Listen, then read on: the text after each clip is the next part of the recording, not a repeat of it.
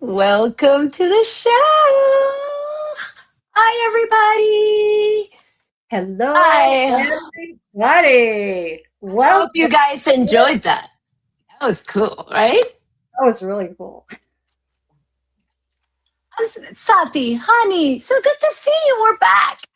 We're back. Back. We're Back. back. We Not are on crack. ready. We're back. know? Not on crack. It's all about the celebration of life and peeps and all the people that are joining us today. And we are going to have some fun and we are going to provide some incredible facts, maybe some things about these childhood stories, guys, that you never noticed when you watched them as a kid, or even when you watch them maybe as an adult with your own children. But it's cray cray. Are you ready for It some is cray cray? Let's say hello to some people.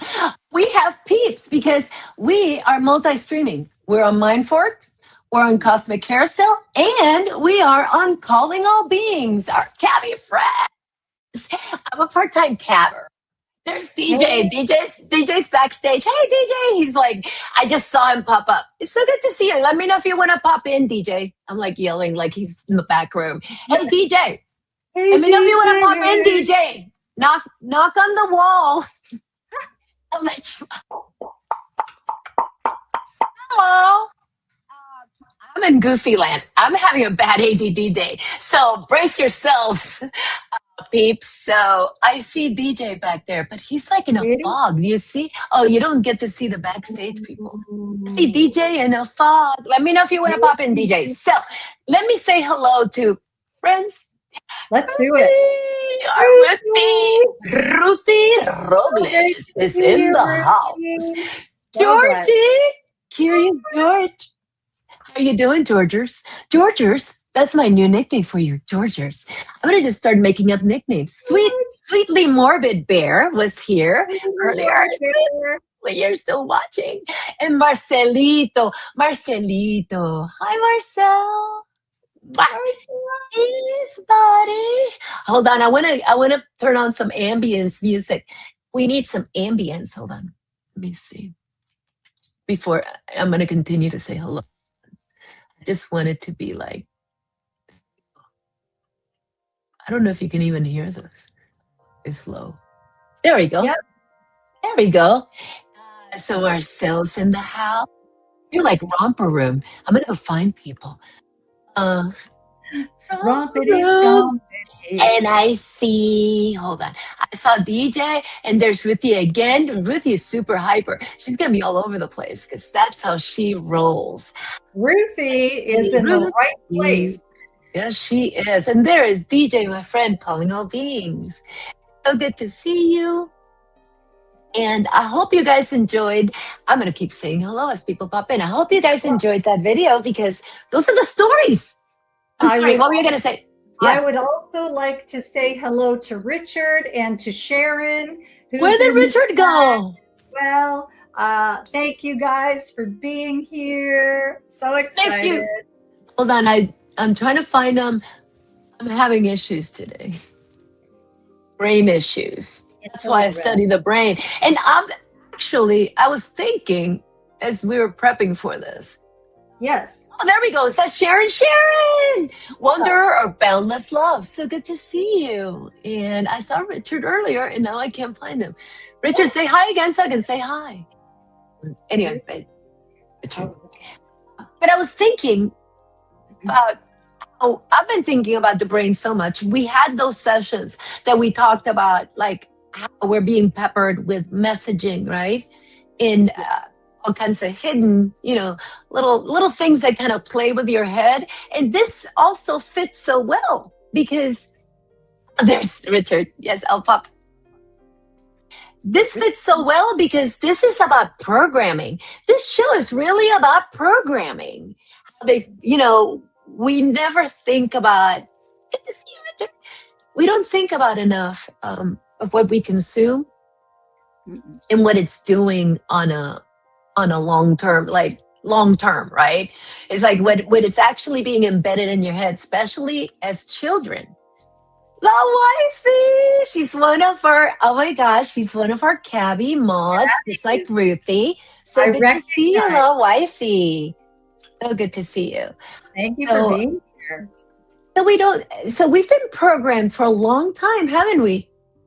Oh, we surely have. It's been a really, really long time. For a couple of thousand years, it's been going. But since the JFK assassination, that's when we really got hit and were taken down into a different path, which everybody was used to being on. It's like a totally different place in the universe at this stage in time. Yeah, it's and I would say that it goes actually back to 47 and back to when the CIA was created. And we loop it back to the UFO, the UFO era at the time. Hi, Darkest Side is in the house. Hold on. I'm going to continue to say hello to people. I like Zen music. I need Zen. I need more Zen in my life. Sounds like a movie line. It's like, I need more, I can't remember. It's from The Holiday. So good to see you. Oh my God, we got more friends. That's me. Lulubelle. What a cute picture. Hello, I love it. Picture. Oh my gosh, Lulubelle, you always have the greatest icons for yourself. Yes. I love it. Welcome in. Come in. So we're going to be going through 8 stories today. And this is actually just an announcement. This is a series. So we're going to be announcing later the next episode. So if you did not see your favorite story covered today, don't worry. There might be an opportunity. And we're always open for suggestions. So as you go through, bring up the story that you would want to be, see covered at some point, as you kind of, digest what we're about to present. Because Absolutely. We got some really good ones, right? Yes. I'm so excited. You know what? You took the words right out of my mouth, Chris, because I was going to suggest to the chat, everybody that's here with us today, send us what you want to know about too, as far as the children's stories or nursery rhymes or things like that, because we're doing a really deep dive and finding a lot of incredible hidden symbology. So we are definitely open to suggestions. We have already a list a mile long, but I am welcome to suggestions to add to the list if it's not already on the list. So we'll be doing once a month for these shows in this series, and we got lots of other stuff we're going to be doing too that we'll talk about later. So excited. I'm so excited. And we're doing Calling All Beings now. This is a great time because I'm seeing a lot of collaboration. I don't know about you. I think it's a year of karma. So I'm feeling good. I'm starting to feel like the pendulum is swinging. It's like, Yeah. things need to kind of stabilize. And Ruthie B, and then she's got Beauty and the Beast, one of my favorite. That's going to definitely make it to the list because we have a lot, we have some others like that. We got a lot of Disney in the next episode. So, Yes. okay. So, without further ado, should we get started, darling? Do we want to start with our first? Let's do it. Take you guys to Red. I love Red. Red's got attitude. Red is awesome. Every time I think of this, I think of that song. Hey there, little Red Riding Hood. You sure are looking good. You're everything a big bad wolf could want. Wow. And here you get music and you get singing, impromptu singing and dancing. I tried to lip sync, but I had no idea what she was about to say. So my lip sync, I would have probably been sashayed away if RuPaul was here. But it's going to be my first RuPaul drop because I'm obsessed with RuPaul. So let's get going. So our Sati will be presenting. We're going to take turns presenting our lovely stories. And to present Little Red is Sati. Da, da, da, da, da, da. Hey there, Eric. Nice to see you. Thank you for being here. Is that your Eric? Yep, it's Eric. Eric! You're Eric. Like you belong to Sati. I didn't mean it that way. Go ahead. No, that's all right. It's all good. Okay, so you guys see the beautiful image we have here. We've got the different symbology. So I'm going to read what I need to read. I'm going to share with you the positive things that are takeaways of this story. And then I'm getting into the hidden symbology of this story and things that maybe you did not notice. So this story is actually an ancient European oral folk tale passed down for centuries before being written down by Charles Perrault in the 1600s and the Brothers Grimm then in the 1800s. This story has evolved over hundreds of years, and its layers of meaning are so very deep and close to the bone. So there is a great deal of hidden wisdom throughout this story, as well as in many incredible warning signs.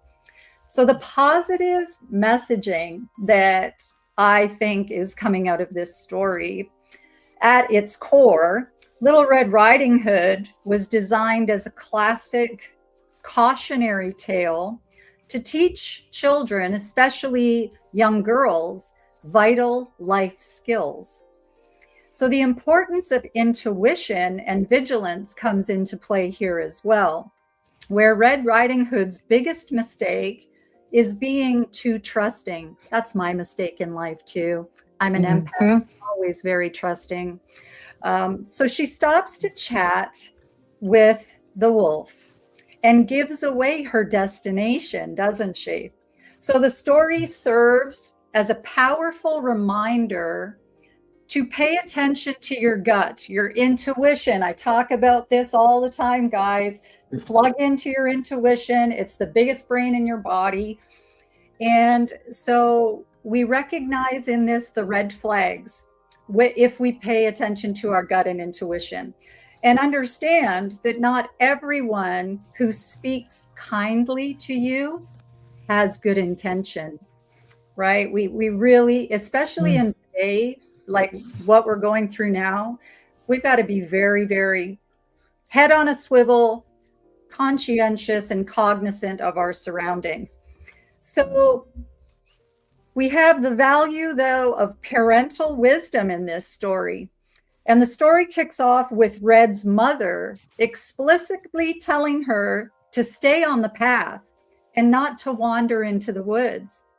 The narrative proves that parental rules aren't actually meant to restrict your freedom, but to protect children from dangers that they aren't yet mature enough to handle.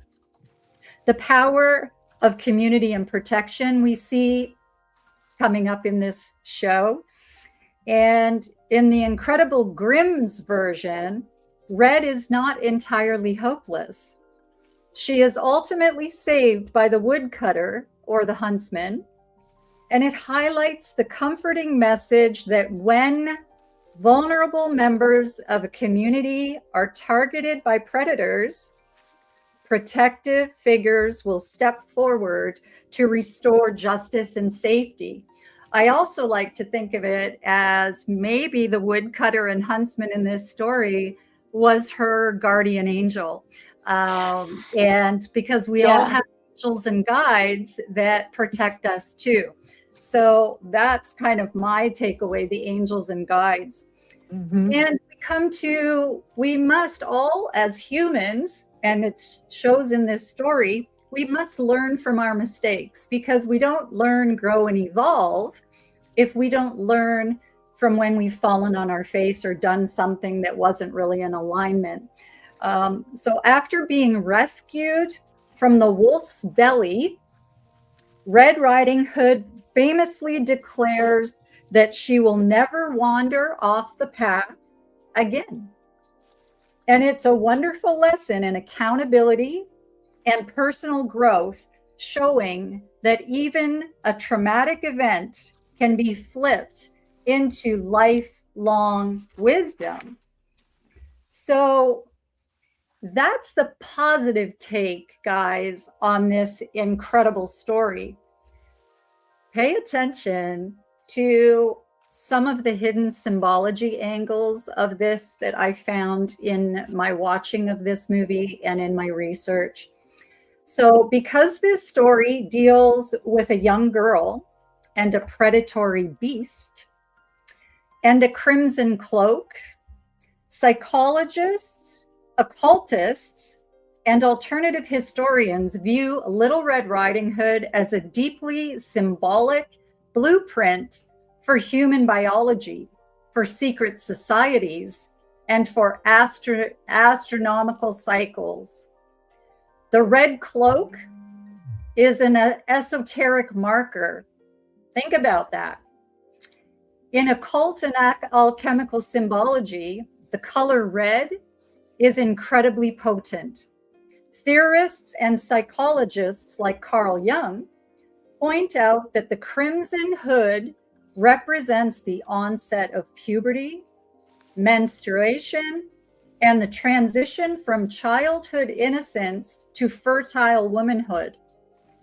Esoterically, the red cloak is also viewed as a marker for a chosen initiate, someone marked out of the rest of the mundane world to undergo a severe spiritual test. Well, some of us know about these tests because some of us were born with a bullseye on our back and have been targeted individuals our whole lives. And so that really hit home for me when I read that and saw that in my research. We also have the wolf as a devouring ego.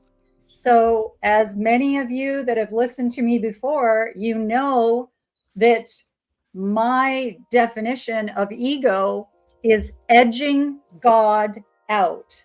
So this is where what we see within the wolf, okay? Or the beast within. We can look at it that way.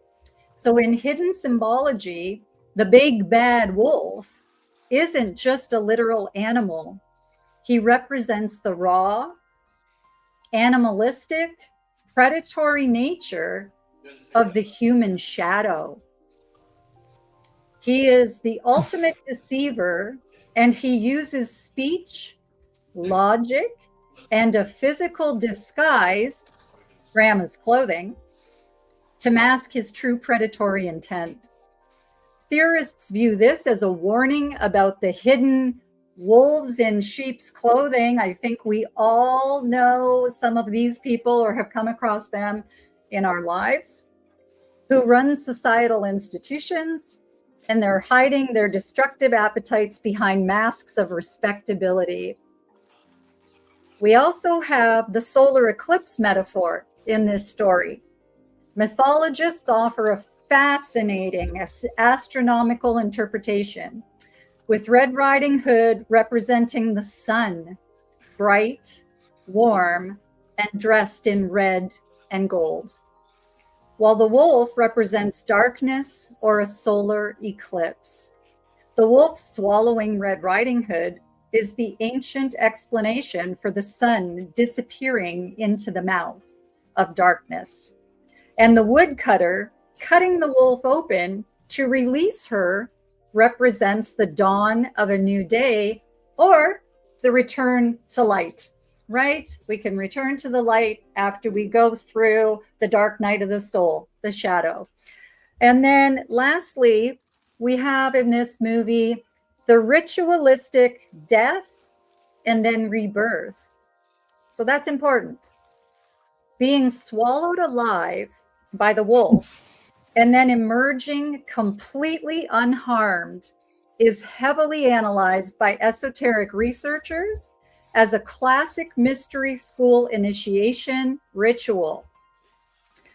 In ancient secret societies, an initiate had to symbolically die, be consumed by darkness, the grave, or a beast, and spend time in total isolation before being reborn into a higher state of consciousness. Well, this is what we're all striving for, right?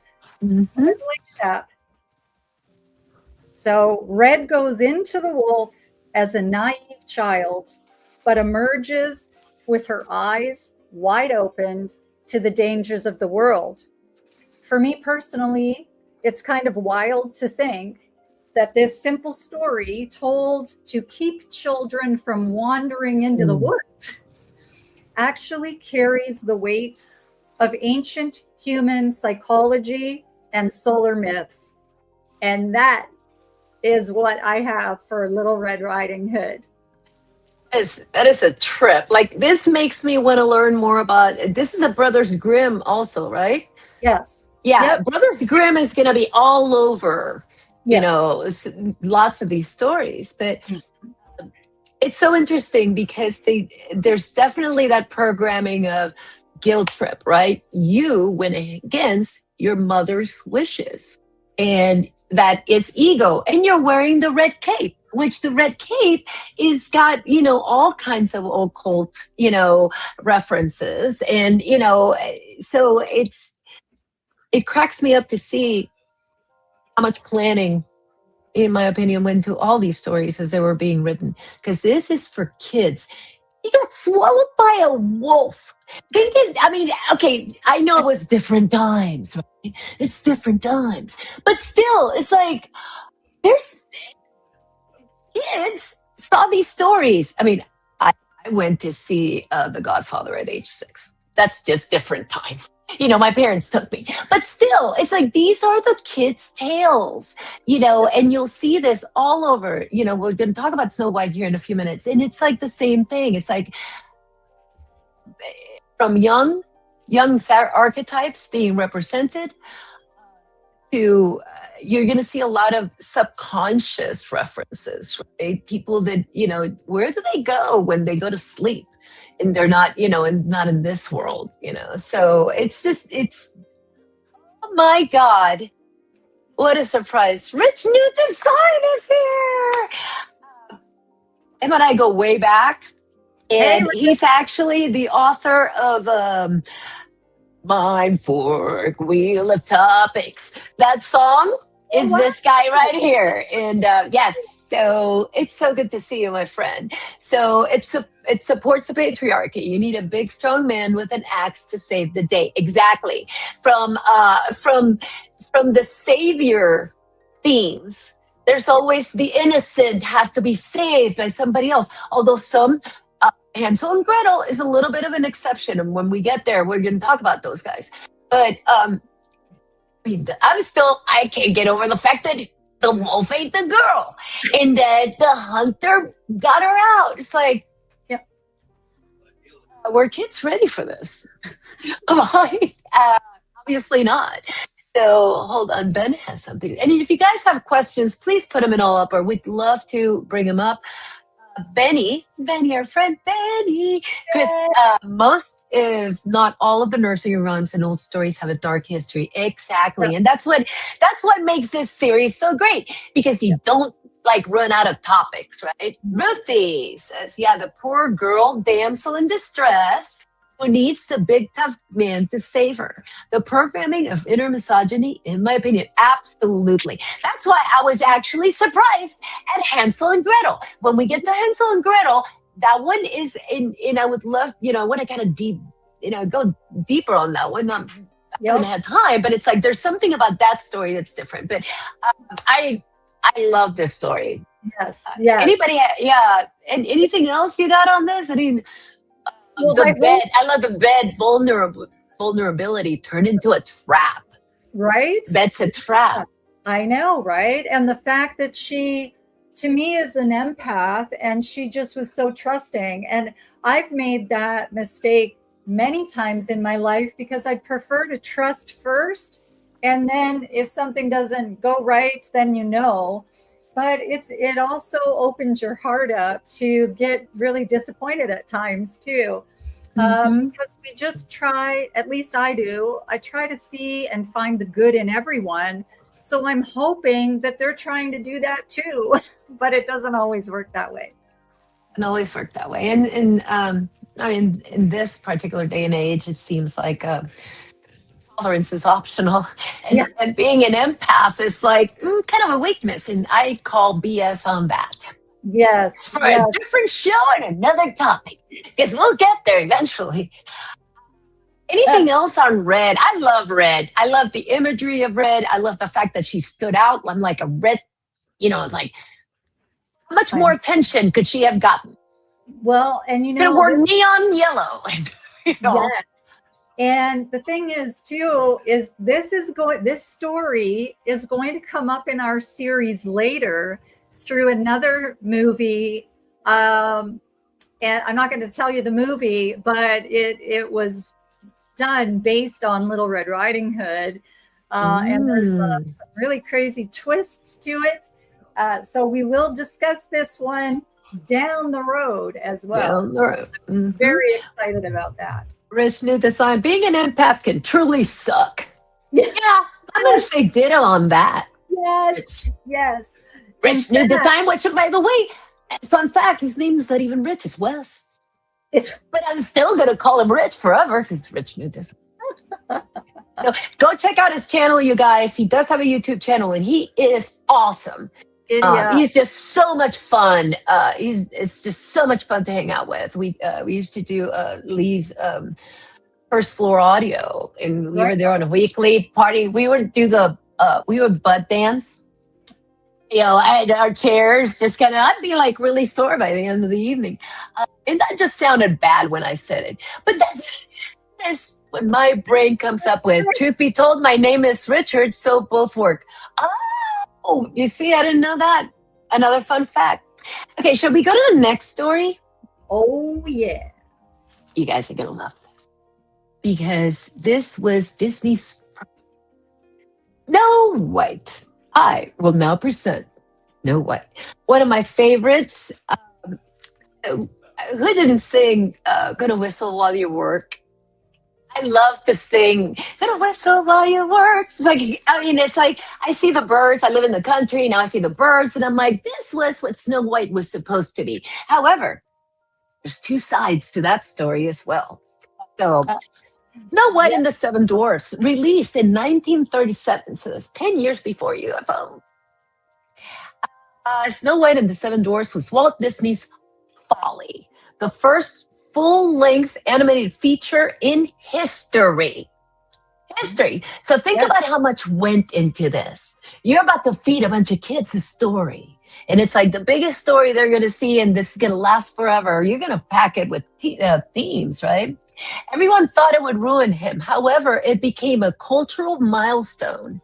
This story is based on a centuries-old Brothers Grimm. We're going to have to do a show on that, those guys. Fairy tale. It is completely saturated with deep archetypal, and young. Mythology. There's much light in this film, and when we peel back the layers like an onion, we can examine the heavy occult symbology that theorists love to discuss. We have theorists in the room, don't we? Yeah, we love to theorize. So, okay, so let's talk about the positive side. The things that, the more overt messaging behind the story. On a human level, Snow White is a beautiful meditation on inner beauty, work ethic, and the power of a pure heart. She was so innocent. She did so much. Of course, she didn't have to do much because all the animals did all the cleaning. We're going to talk about that, Benny. Hold on. Okay. So, inner beauty outshines outer vanity. The evil queen is obsessed with physical perfection. But her vanity makes her ugly, bitter, and murderous. Because you can try to be pretty on the outside, but if you're ugly on the inside, doesn't matter how pretty you are out there. Snow White, on the other hand, possesses a beauty that radiates from her kindness, her love for animals, and her gentle spirit. So very connected to the earth, this one. The movie teaches that true beauty is a reflection of the soul, the dignity of work and optimism. Big theme. When Snow White finds the messy cottage, she doesn't sit around feeling sorry for herself. She could have sat there and be like, oh, it sucks. No, she didn't. She actually rolls up her sleeves and sings Whistle While You Work, a theme that still I do. So I was properly programmed, obviously. So the film's champions the idea that a positive attitude and a good work ethic can transform a drab, chaotic environment into a sanctuary of peace. Yes. To which I say, I don't think so. Hospitality and symbiosis. The relationship between Snow White and the dwarfs is a beautiful picture of mutual care. She provides them with a warm, clean home and emotional nurturing. They provide her with physical protection and companionship. It celebrates the power of community and looking out for one another. The ultimate defeat of jealousy. This is still in the positive. So the queen's jealousy literally consumes her. So it's bad to be jealous, right? Driving her to transform into a hideous hag and ultimately leading to her destruction when she is struck by lightning and falls from a cliff. Again, a kid's story, people. How many cliff dives do you see in a story today? I have to do the head. Okay. Yeah. So this movie sends a clear message. Envy is a self-destructive poison. So that apple is envy. Mm-hmm. It's full of envy. Which, envy is horrible. So those themes are true. But here comes the dark side. The dark side of the moon. Oh, how did that change? Hold on.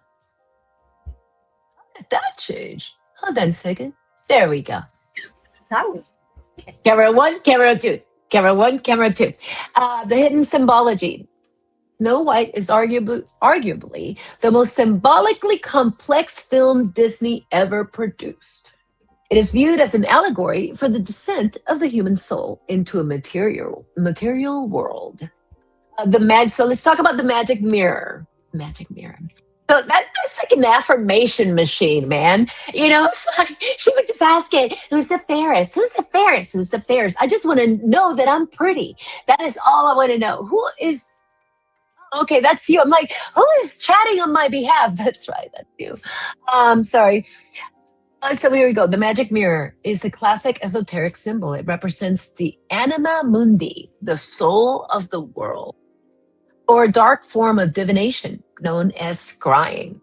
In conspiratorial circles, the face in the mirror represents a detached, demonic entity, or a manifestation of the queen's own fractured narcissistic ego that constantly demands external validation.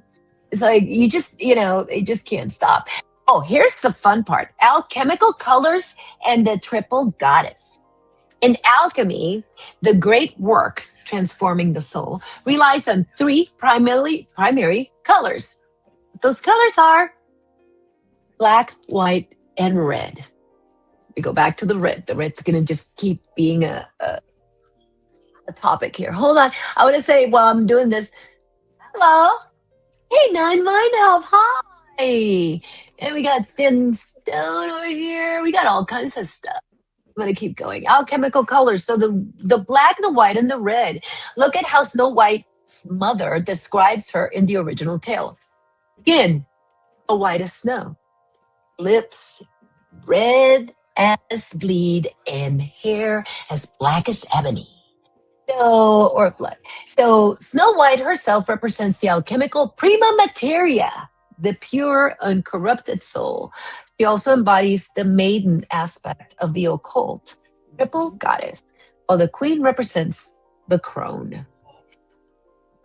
I mean, I want Sati. We can talk about that when I'm done here because I want to hear a little bit more about that as well because you're a little bit more familiar with that. So, the famous seven dwarfs, the number seven, you guys. In esoteric interpretation, the seven dwarfs are not just cute little characters. They represent the seven classical planets, ancient astrology, the chakras, seven planets. So chakras, the energy centers of the human body, and they work deep in the mines, digging for diamonds and gold, a literal metaphor for mining the subconscious mind for spiritual riches. I find that twist very interesting myself. So each dwarf represents a specific human emotional state. Think about it. It represents how we feel. It's like you got sneezy, you got sleepy, you got, grumpy. Dopey. And I love Dopey. I love Dopey. Easy. Dopey's my friend. Oh my God. Dutch flies in the house.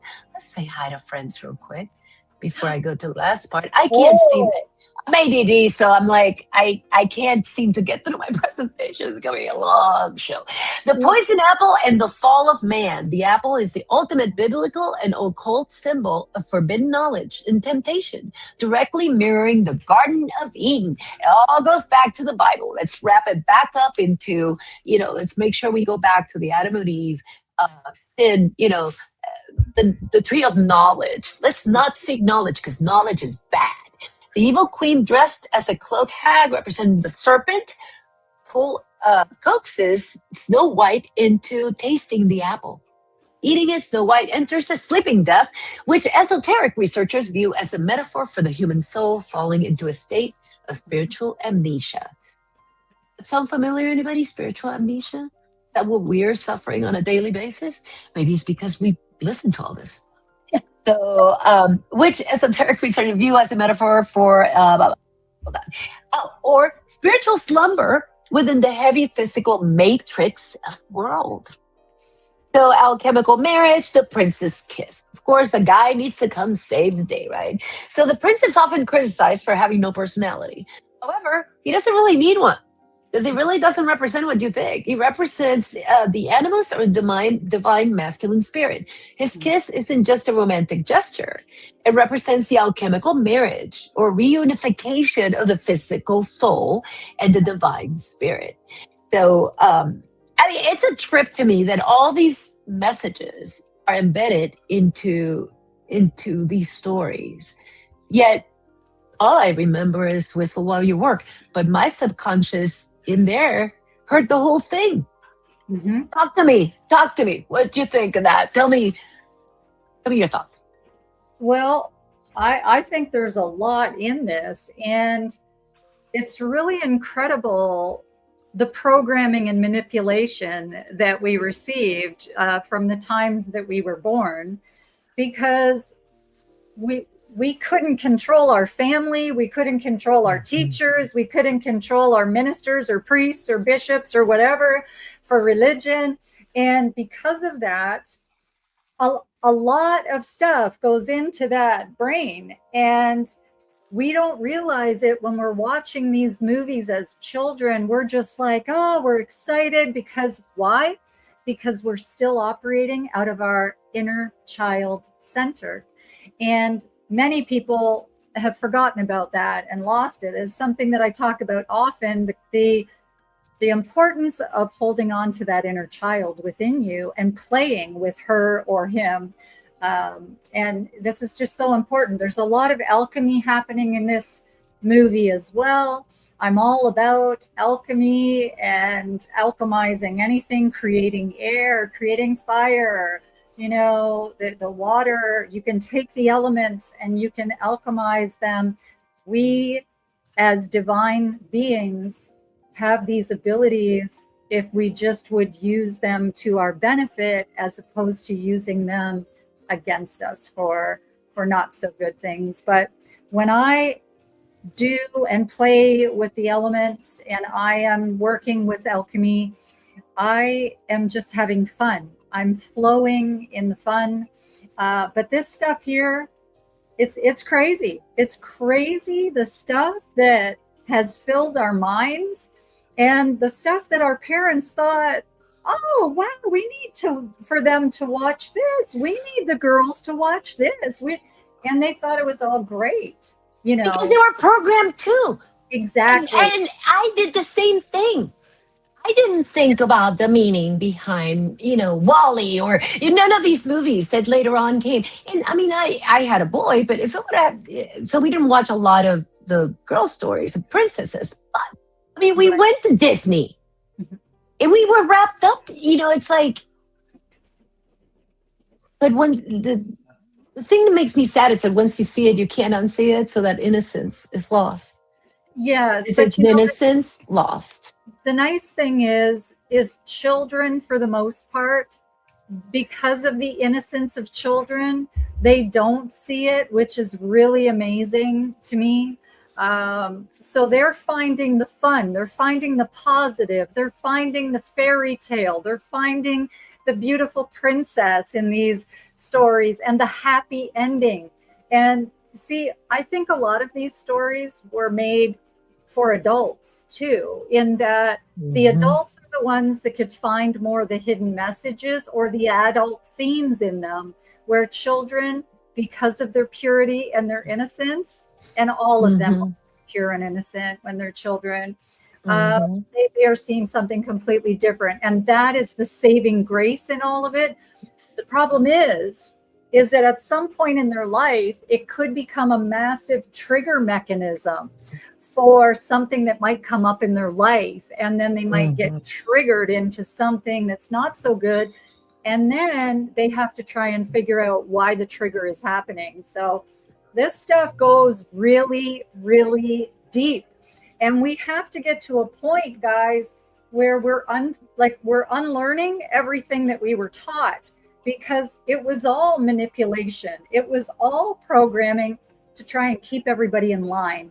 And we're not conforming to that. We are saying no to the conforming, and we're all going to become nonconformists and say, no, I get to make up my own mind. But these stories, they also have every emotion, don't they? So you can laugh, you can feel all in your lovey emotions in the heart. You can feel angry, you can feel scared. There's so many emotions that, I mean, it makes you go, what am I supposed to be feeling right now? Because it's going from here to here to here to here to here to here to here.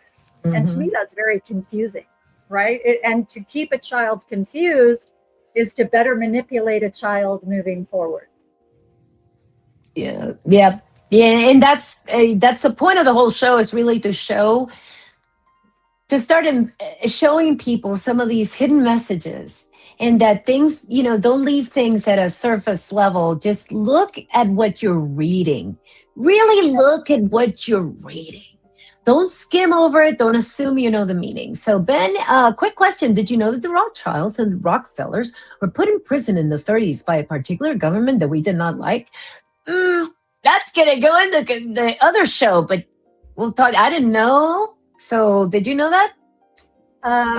Yes. And also, too, I did thank you, Ben, for that. You're absolutely correct, Ben. And Ewok also sent a message through. That one, and also very correct. And this is why I cringe when people go to Disneyland or Disney World anymore. It's like, no, don't do it. Don't do it. Because we all know what that's about. So Yeah. Anybody have any questions on Snow White before we move on? Because we have like 6 more of these. So we're gonna move on to the story of Cinderella. Cinderella. I love the mice. I got caught up in the mice. They're the fairy godmothers. They were just so cute. And, again, everybody wants a prince that saves them from doing the laundry by hand. Tell us about it, Sati. Well, I would like to say this. Miracles and magic happen every day if we allow ourselves to be plugged into the divine realms. And we can see this clearly in this story of Cinderella. I have to say, honestly, when doing the research for this movie, and just while I'm researching it, it's taking me back into my remembrances of watching this as a child and then again with my children. And there were some things in it actually that's so bizarre and I wasn't expecting it. I was triggered.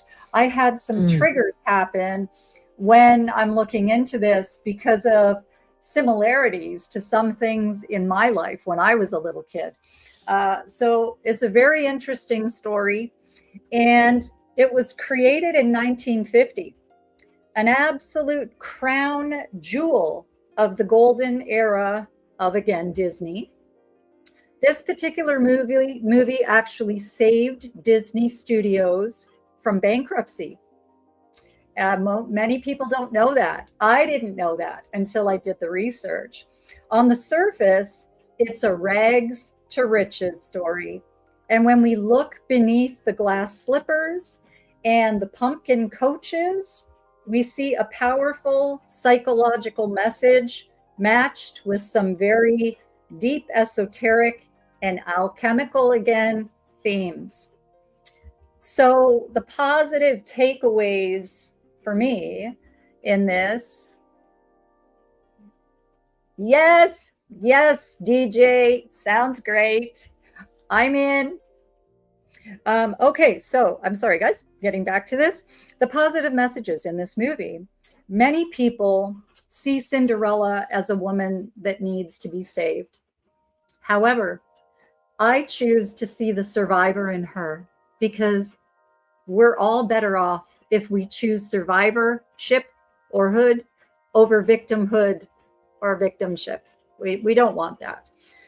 So that is a really awesome thing. And she has such internal strength that we see from the start of this and how that starts shifting and spiraling into something else, much stronger, much more able person.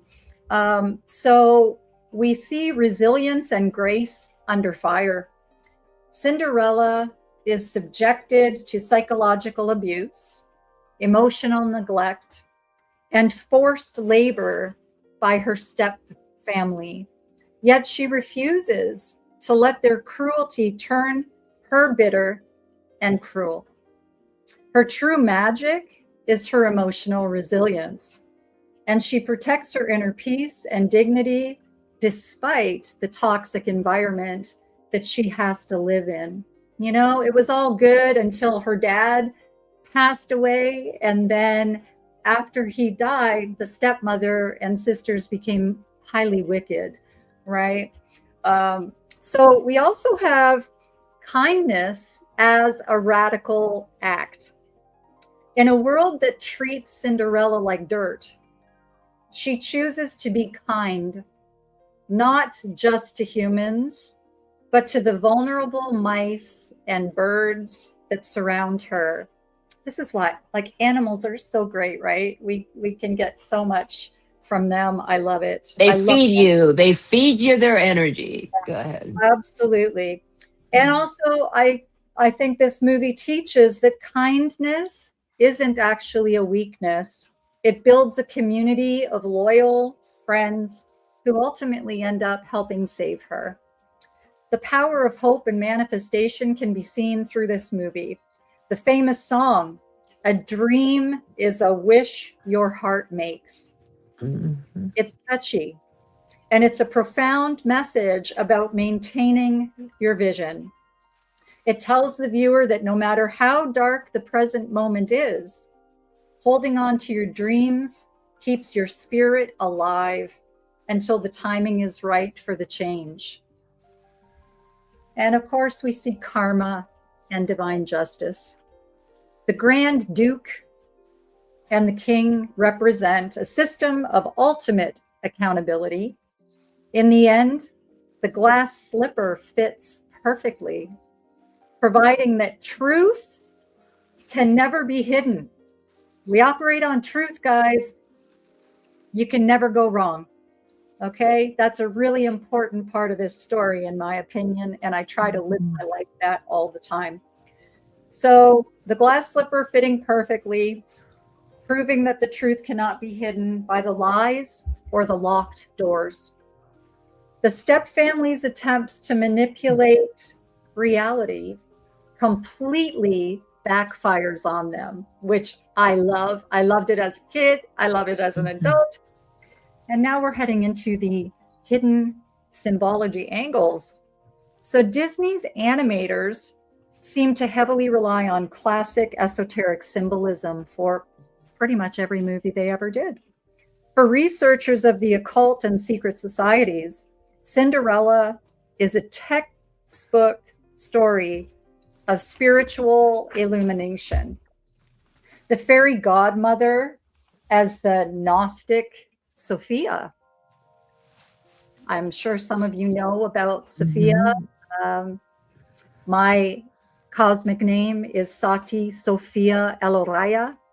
So this is part of the Sophia lineage or divine architect. In esoteric traditions, the fairy godmother represents the concept of Sophia, which is divine wisdom, or a spiritual guide who intervenes when the initiate reaches their lowest point, like when Cinderella is crying under the willow tree. The magic words, bippity boppity boo. I love bippity boppity Boppity boo. bippity boppity boo. I love it. They're often viewed by theorists as a playful, linguistic line for ancient, Kabbalistic, or magical incantations used to alter the physical material of the world. The alchemy of the pumpkin and glass in this movie is the ancient practice of turning base metal, so here we go into our alchemizing, metal into gold as a metaphor for transforming the human soul. Cinderella undergoes a literal alchemical transformation. The pumpkin, an earthy, common vegetable, is elevated into a golden carriage. Her ragged clothes are transformed into a gown of pure light. And the glass slipper is the ultimate symbol of the refined, purified, soul transparent, unyielding, and perfectly formed. The Midnight Deadline and Saturnian. Why midnight? We might have asked. There's got to be a purpose behind it. Well, here we go, because in astrology and occult symbolism, midnight represents the changing of the guards, the boundary between the conscious and the unconscious world, and the domain of Saturn, the Lord of time, the Lord of restrictions, and the Lord of karma. Cinderella is allowed to experience the higher spiritual realm. The ball was that. But she must return to the material world, which is the ashes. And when the clock strikes 12, symbolizing the temporary nature of spiritual ecstasies before full initiation is complete. So you got to take care of it before the clock strikes 12, or else. Or else. And then we have Lucifer the cat in this movie. Ooh, I forgot about the cat. Yes. So you don't have to look too far for hidden names here. The stepmother's wicked, sleek black cat is literally named Lucifer. In conspiratorial interpretations, the cat represents the ever watchful eye of the adversary, constantly trying to trap the Uh-oh. birds and mice. She froze it. Oh, what? Can you hear me? Can you hear me? Sorry, I was frozen. Go ahead. Yes, I didn't sorry know about you. I thought you were frozen. It was me. Go ahead. Sorry. Okay, where was I? Lucifer the cat. Yes, so constantly trying, the Lucifer the cat was constantly trying to trap the birds and the mice. And of course, they signify the innocent, pure souls, don't they? As many animals do. And keeping Cinderella bound to her earthly servitude, because they can't have her spiraling it up and stepping into her full consciousness and divinity, because then she'd see through it and then they wouldn't have a slave anymore for doing all the house chores and everything. So it's incredible to me how a film that brought so much joy to our childhoods can carry such deep, mysterious layers when we look back at this with adult eyes. And that's my take on the Cinderella hidden symbology. It is. It's such a wild story because it's got so many, so many meanings, so many deep meanings. Like and this is something that you see over and over again. The pumpkin coach being a magic under condition. There's always a condition, Yes. So if you go do bad stuff out there, it does not come for free, guys. So that there's conditions. There's karma. If you throw it out there, it'll come back to get you. So you got to be really careful how you use power out there, because it doesn't come for free. There's always a price to be paid, and that's going to be in a lot of these movies. Absolutely. The fact that there's a condition. Yeah, and I mean, it's so incredible, because I love that we're doing this, because it actually makes us, not just with what we're presenting, but it will make us and others, when they're watching a movie or listening to something, it can kind of make you go into that consciousness and see, what is it doing to my energy, right? How is it affecting me? What is my intuition telling me? Because hey there, Cindy. Hey, back from Barcelona. Barcelona. She's fancy now. She's fancy. Good to see you. I love you so much, Cindy Lou. Go ahead. Keep going, Sati. I love this story so much. I mean, everything in the story, and against the prince, doesn't really mean what you think it means. It's like, it's just, in her case, it was more power, worldly power, like, hey, I need a favor, man. I'm cleaning stuff all the time. It's like, I want to be taken care of. Yeah. But, the thing for me with her is that she was so kind of naive with that, and the purity of her soul. Like, I found her so pure of soul that she just took it all. And then she didn't ask for really anything, and that's why the fairy godmothers are coming in and they're helping her out, and like the mice, and they're just, the way that they pull in the birds, the mice, and they're putting all this together for her, because she cared about them, because she showed them love, and they wanted to do something nice to her or for her. And then with the prince, when they're going around because of the glass slipper, that to me is so symbolic of truth, because she wasn't looking for anything. And the wicked stepmother and the stepsisters in this story, they were horrible, and they thought for sure, no, they didn't even tell anybody about Cinderella being in the attic, locked in the attic. They were like, no, the shoe is going to fit me. No, the shoe is going to fit me. No, knowing full well that they never wore a glass slipper to the ball. They never did. So when they see Cinderella, and they said, everybody in the kingdom has to try these on until they find the person it fits, she was so just pure of heart. And it was something she didn't have any expectations to. And that's kind of what I took from it. And I love that in the story, that she wasn't asking, she wasn't bothering people to save her, or to help her. And because of who she chose to be, the pure heart and the innocence, the truth worked out in her favor. And it's basically giving a message, right? And now we have two stories. We got Snow White and Cinderella, in which, because of their pureness of heart and because of they loved the universe gave back. Mm-hmm. All of a sudden, you have mice making dresses. On the other way, it's like you have all these birds cleaning house.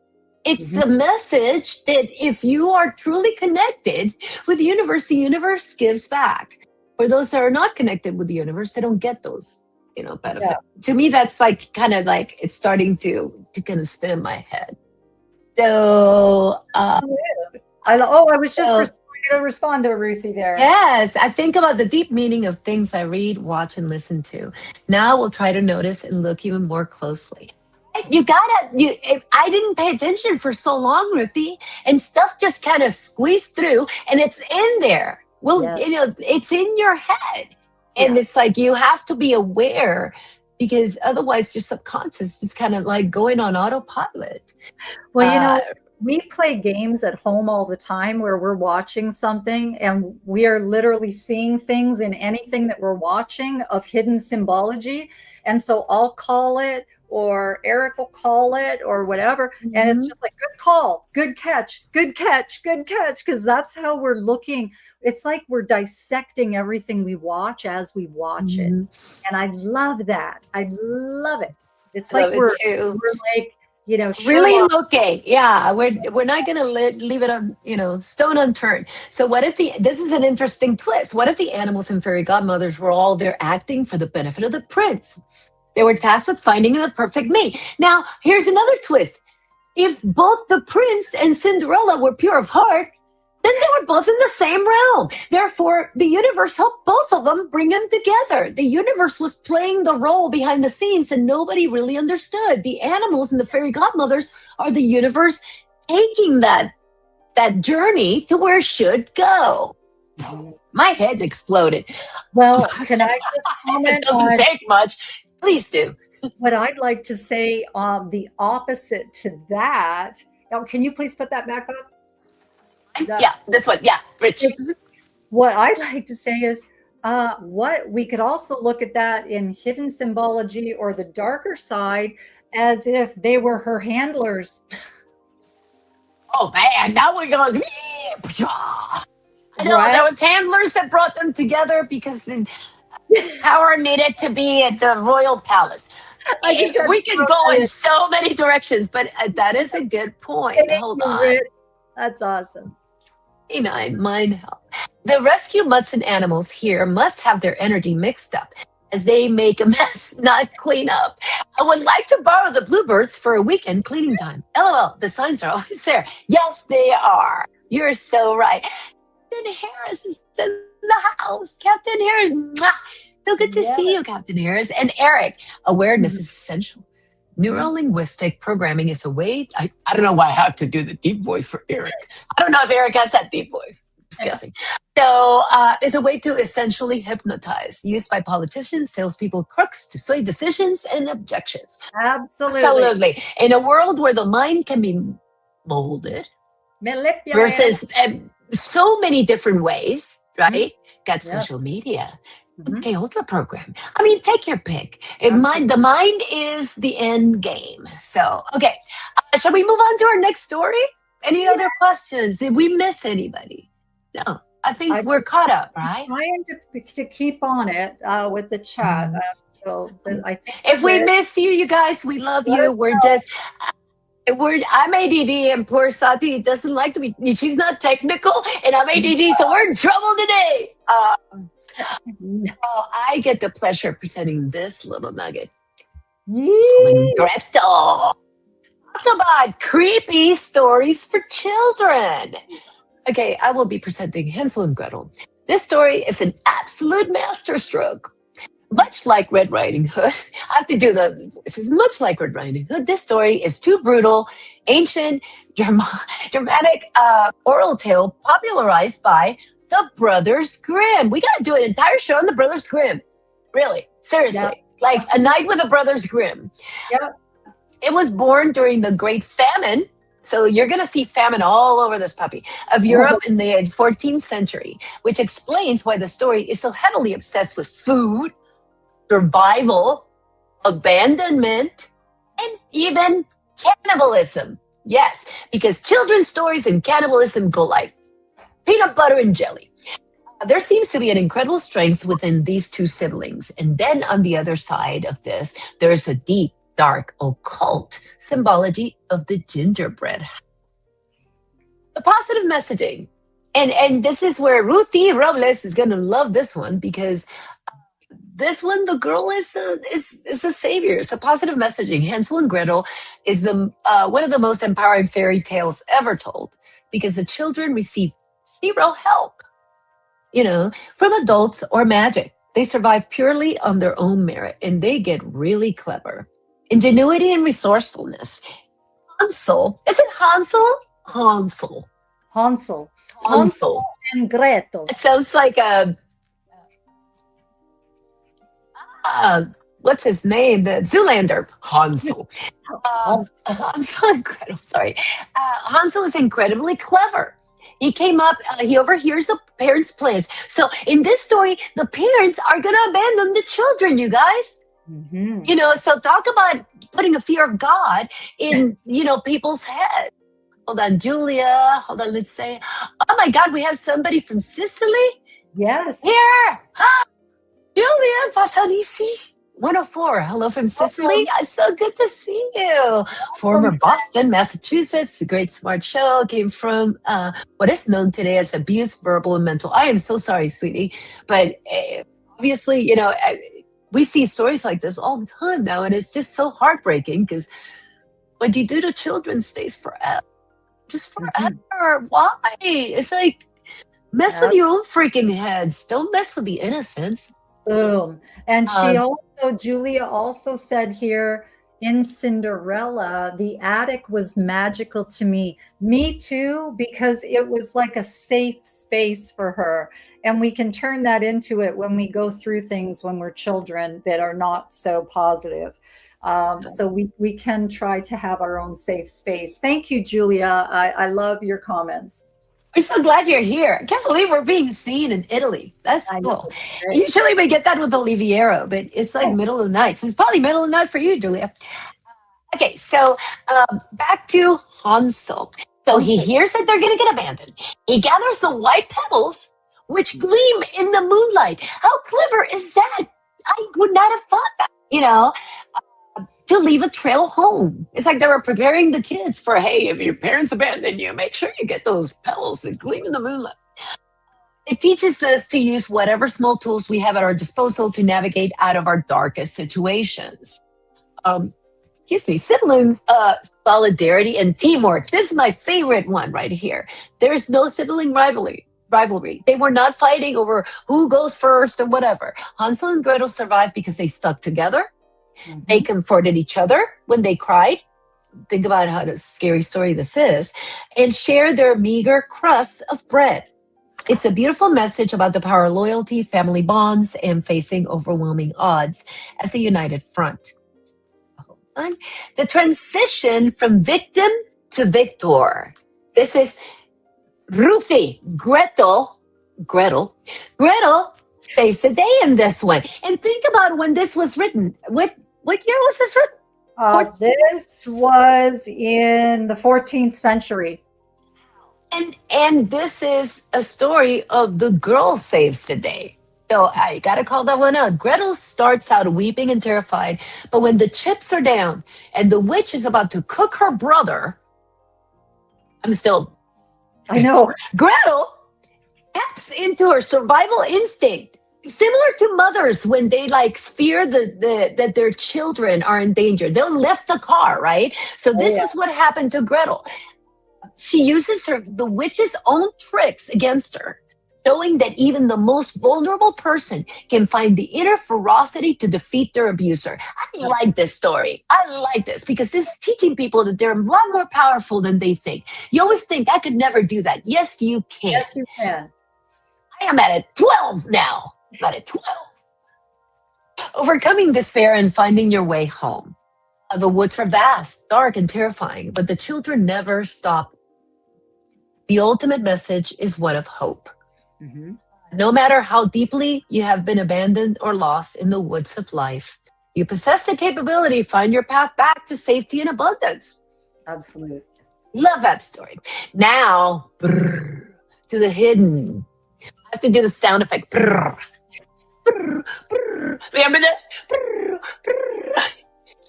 Wayne's World. Wayne's World. Party done. Excellent. Brrr. The hidden. This is live. I forget I'm live.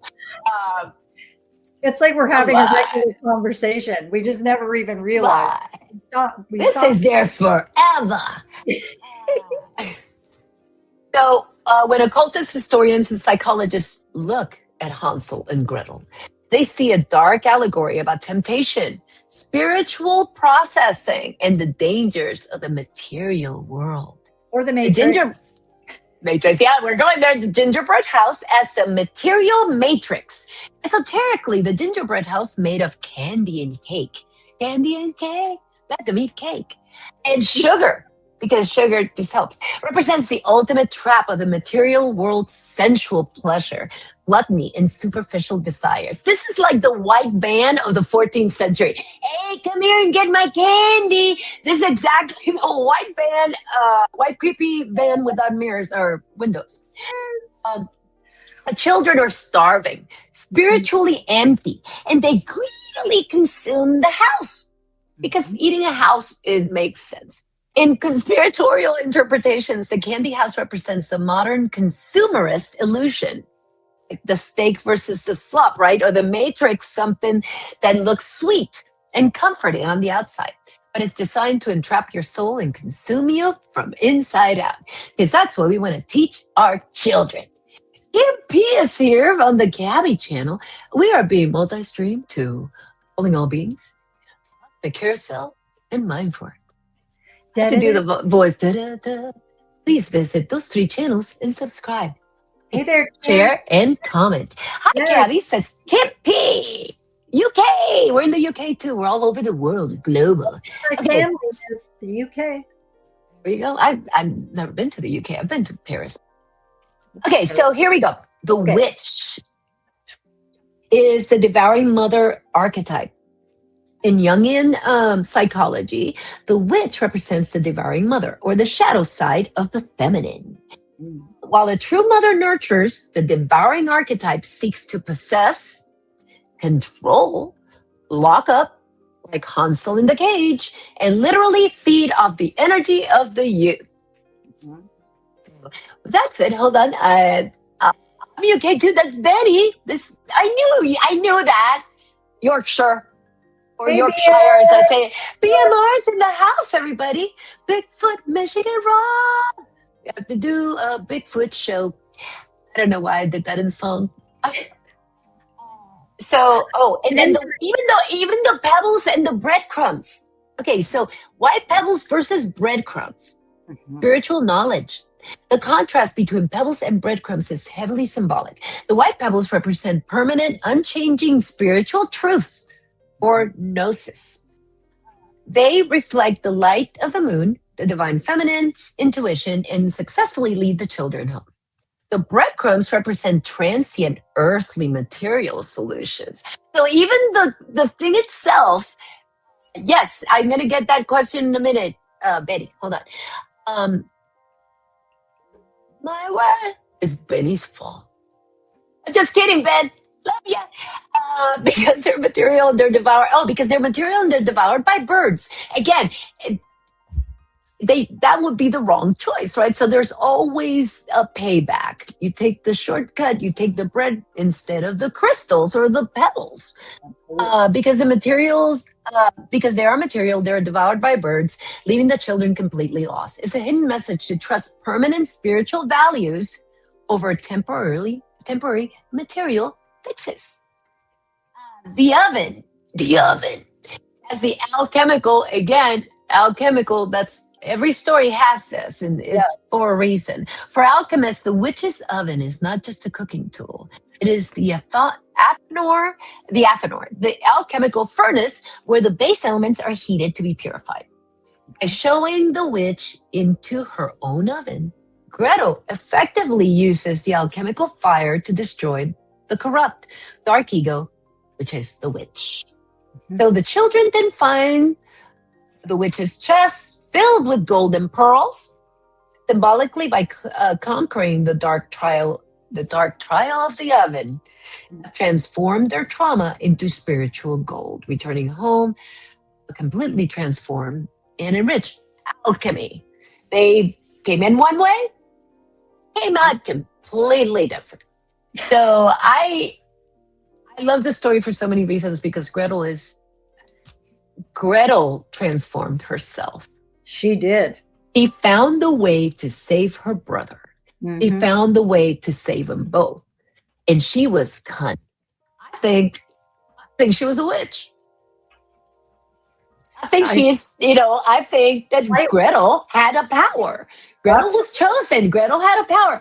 I mean, Hansel, not to take anything away from poor Hansel, because he's, seriously cool and very, very clever. But at the end of the day, it was her knowledge, her power, her ability to pull out of that thing that gives you that strength to do something that you got to do. It was survival. It's a law of survival. We see the spiritual, we see the universal laws all over these books. Absolutely. So, and, for me, I look at Gretel and I'd like to think she was praying and to her angels and guides, or to the other side of the veil, to God, to Yeshua. What do I do here? What can I do to save my brother? And she just she pulled it out of thin air and she did it. And I just love that girl for that. And it's a champion, she's a champion for little girls, that even as a little girl, you can still have power. You can still tap into the divine realms and find your super powered abilities, and do something about it. So I love it. I think that this was one of the darkest children's stories ever, because, I just don't understand why my mom wanted to sit me in front of the television and watch a witch that did cannibalism. It's whoa, that's kind of crazy. You don't expect that. And I mean, again, Hansel and Gretel. In my little feeble mind, I'm oh, it's such a cute story. That's what I remember, right? It's such a cute story. There's candy, right? The kids are focused on the candy house. Everybody eat the house. Yeah. Says no one. Even candy, gingerbread homes. Nobody eats that. I bake. Nobody really eats them. I'm sorry. Maybe you do. No. Or whoever does, I don't mean to offend. So Betty's question, have you seen the film Civil War?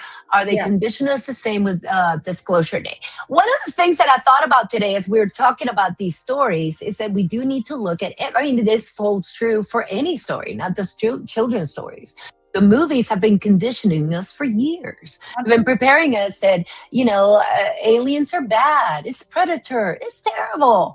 Here, Ruthie, finally speaking. So, as far as Disclosure Day, I haven't seen it yet because I'm here in the country and my husband hasn't been able to get out with me. But when I see it, I'll let you know. But are they trying to condition us again?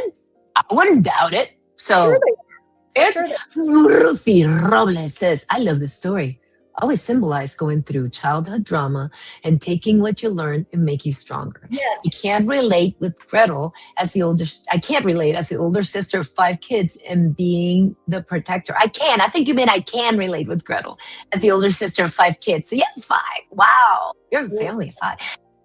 But great comment, Ruthie. That is awesome. But I was thinking, they always say the way that you grow is through those struggles. Mm-hmm. The trauma actually transforms you. Absolutely. You feed off of it. So it's wild because, a lot of You can turn that trauma, turn that trauma around, or let it sink you. I mean, it was terrible that it happens. Yeah. DJ's asking is guessing that Disclosure Day is only in theaters. Yeah, I think so. unfortunately, they're not going to have it at home anytime soon. It's a I tried Spielberg, so last night and it's like, no, theaters only right now. yeah, I also I have to go wanted to to, Sherman. I wanted to respond to Benny as well. Hmm. Because I did see Civil War, and Oh, that cool. that movie was pretty telling. And I think that with the state that we're in right at this point in time, especially in the United States, that movie I just watched again the other day because I thought this kind of stuff seems to be kicking off a little bit right now, and we need to stop this insanity. But I would really love to do a little bit of a deep dive on those types of movies, those like Civil War and Disclosure Day when it comes out. We're And going to yeah, be doing movies, like not just kid stories. So part of this thought is like maybe we do an M Night night, a night with M Night, yes, or some other movies that we include, that because the movies are shaping us, and they say it. The movies shape us. Isn't that their motto? The yeah, movies shape us. So, and totally agree with you, DJ. Ruthie Robles is an amazing person. And having said that, real quick before we go to the next story, the Calling All Beings clan is going to be having a show this Wednesday with a lot of people that you're talking in the chat today. It's Cab Mod Squad. So they're turning the tables and taking the mods from the chat are going to take over the cab. So that's please tune in on Wednesday for this awesomeness. I'll be there. This is going to be so fun. The girls good. love these topics. So, you want to go to the next story? Anybody? Anything else on Hansel and Gretel? Hansel. I don't think I do. I just am trying to see these comments here. Oh yeah, once we see. Oh, here we go. Oh, and Ben also put. Hold on, K9. Once we see things on TV, movies, it is not as hard for our brains to sort through the information. ET, when young, now Disclosure Day, it will take ages to get to Aussie land. Let us. Oh, he's in Australia. Hi, Benny. That one, right? Yes. Yeah. Yes. Interesting. Is I agree 10,000%. Another on is a TV series, not conspiracy, but interesting. Is The Man in the High Castle. I know that one. I know that one. Cool. So we got to take notes. We'll go through the chat and take notes and see. And then DJ Jules Akashi, Boston Via, Captain Jerry Harris, and Ruthie Robles on Cab. Be multi-stream to Mindfork. We're going to have a great time. And poor Ruthie is a little nervous. Please remind her. Please tell her. Where is she? Hold on. Where's the comment? She put something like, here we go. I'm so nervous and excited. You can ask Sati. I get super nervous every single time. I was doing it earlier today. It's true. Once you're on, it's like, boom. Yeah. And you know what? If I can suggest something, prior to hopping on, to get yourself, instead of in your anxiety, put on one of your favorite like power tunes and just bug out to that and dance to that. And then right before you go live, just do some deep breaths in through the nose, hold that breath, blow it out through the mouth. It'll recalibrate you and get you ready and calm for going live. I have faith in you, Ruthie. You're freaking amazing on here. Absolutely love how much you are a part of this. When we do our shows, you're always, you're just commenting and adding so much, and all of you do. All, like, you guys are amazing. So you're going to do great, and I'm going to watch the show Wednesday because I can't wait to see you. Okay, this is awesome. I was about to say, her hype song is going to be Thunderstruck. Yes, mine is Motley Crue's Kickstart My Heart. I love that. Like, I can just see Tommy Lee just like drumming away, and I'm walking around thinking I'm a badass, pointing at Yes. First, like, yeah, you like me. I Um, do. this is sad. I am live. I keep forgetting. Someone remind me. Okay. Participants will be Jules, Captain Jerry. Okay, he's recapping again. This is because he included some people who are not going to be there. So, participant Jules, Jerry, Bia, and La Wifey. Okay, so it's going to be so good. Okay, so next story is being presented by. Ooh, beauty. Beauty. One last question from Ben. Chris, speaking of music, have you heard the song Good Citizens? Nope, but I'm going to go check it out. Who I'll sang find that. Yeah, who sings that? Give us the info. Tell us the story. I am at a 15 now. Go ahead, Sati. All You're going, I right. was at a 12. I'm at a 15. Go Woo! ahead. Woo. Go for Okay, it. Sleeping Beauty came out with Disney in 1959. And it was heavily inspired by medieval tapestries. What you can see some of that in the beautiful depiction here on screen, and Gothic art. It was very Gothic, in my opinion. The ultimate romantic fairy tale. However, there is a treasure trove of psychological, historical, and highly conspiratorial interpretations. So the positive aspects of the movie are the power of unconditional love. The true love's kiss. Remember that? Like they talked about the true love's kiss. Who loves Kiss? Yes, and it had to be true love because it wouldn't make her come out of the coma if it wasn't a true love's kiss. And this is the ultimate force within this movie, actually. And it isn't just about romance. It's a metaphor for how genuine love, devotion, and the purity of heart can break the heaviest of cycles of trauma, depression, or spiritual slumber. The strength of the feminine community. Prince Philip gets a lot of credit, but he would have failed instantly without the three good fairies, Flora, Fauna, and Merryweather. They are the true driving force of the plot of this story. They shield Aurora, who is Sleeping Beauty, if you didn't know. They protect the kingdom, and they literally forge the prince's weapons. So they're badass. They are badass because they are forging metal. Giddy up, alchemy again, alchemy again. So they did his weapons for him. They forged his weapons, and it highlights the protective, nurturing, and very fierce power of matriarchal community. It's just amazing. I love how they all kind of came together. There's nature and simplicity before materialism in this movie. So when Aurora, Sleeping Beauty, is hidden away as Briar Rose, because for those of you that saw the movie, they changed her name, right, to keep her safe. So she grows up in a modest cottage in the woods, and she's deeply connected to the nature and the animals. Despite losing her royal status, she grows up happy, healthy, and very kind and pure.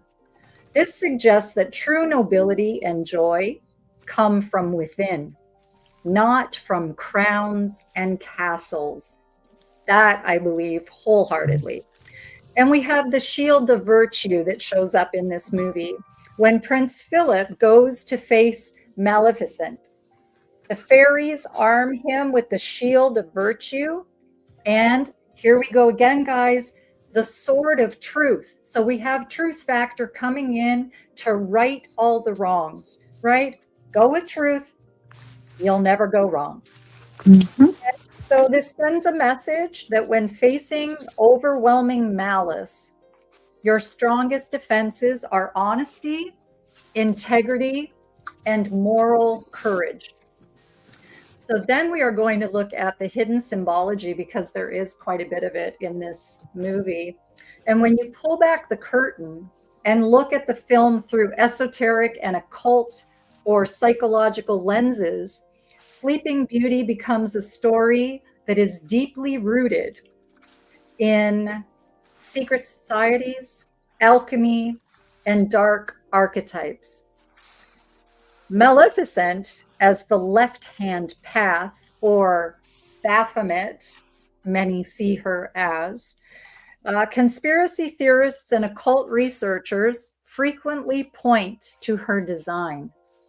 With her prominent horns, her heavy black and purple robes, and her ability to summon all the powers of hell. Her silhouette mirrors Baphomet, or the horned deity often associated with secret societies and the occult. When she transforms into a dragon, she embodies the literal biblical old serpent. The spindle, the blood sacrifice, and puberty. In esoteric circles, this spinning wheel isn't just a random tool. It represents the wheel of fate, or the spindle of necessity. These are concepts from ancient mystery schools, guys. The pricking of the finger to draw blood, followed by a sudden lapse into a death-like coma, is heavily analyzed by psychologists and theorists as a symbolic representation of a forced, traumatic occult initiation or dark metaphor for the loss of innocence. The green fire and the Luciferian light. Maleficent and her spells are characterized by a distinct, eerie green flame. In hidden symbology, this specific green light is often associated with the Luciferian, or the forbidden light of hidden knowledge. Aurora is completely hypnotized by a glowing green orb that leads her up the castle stairs to the spindle.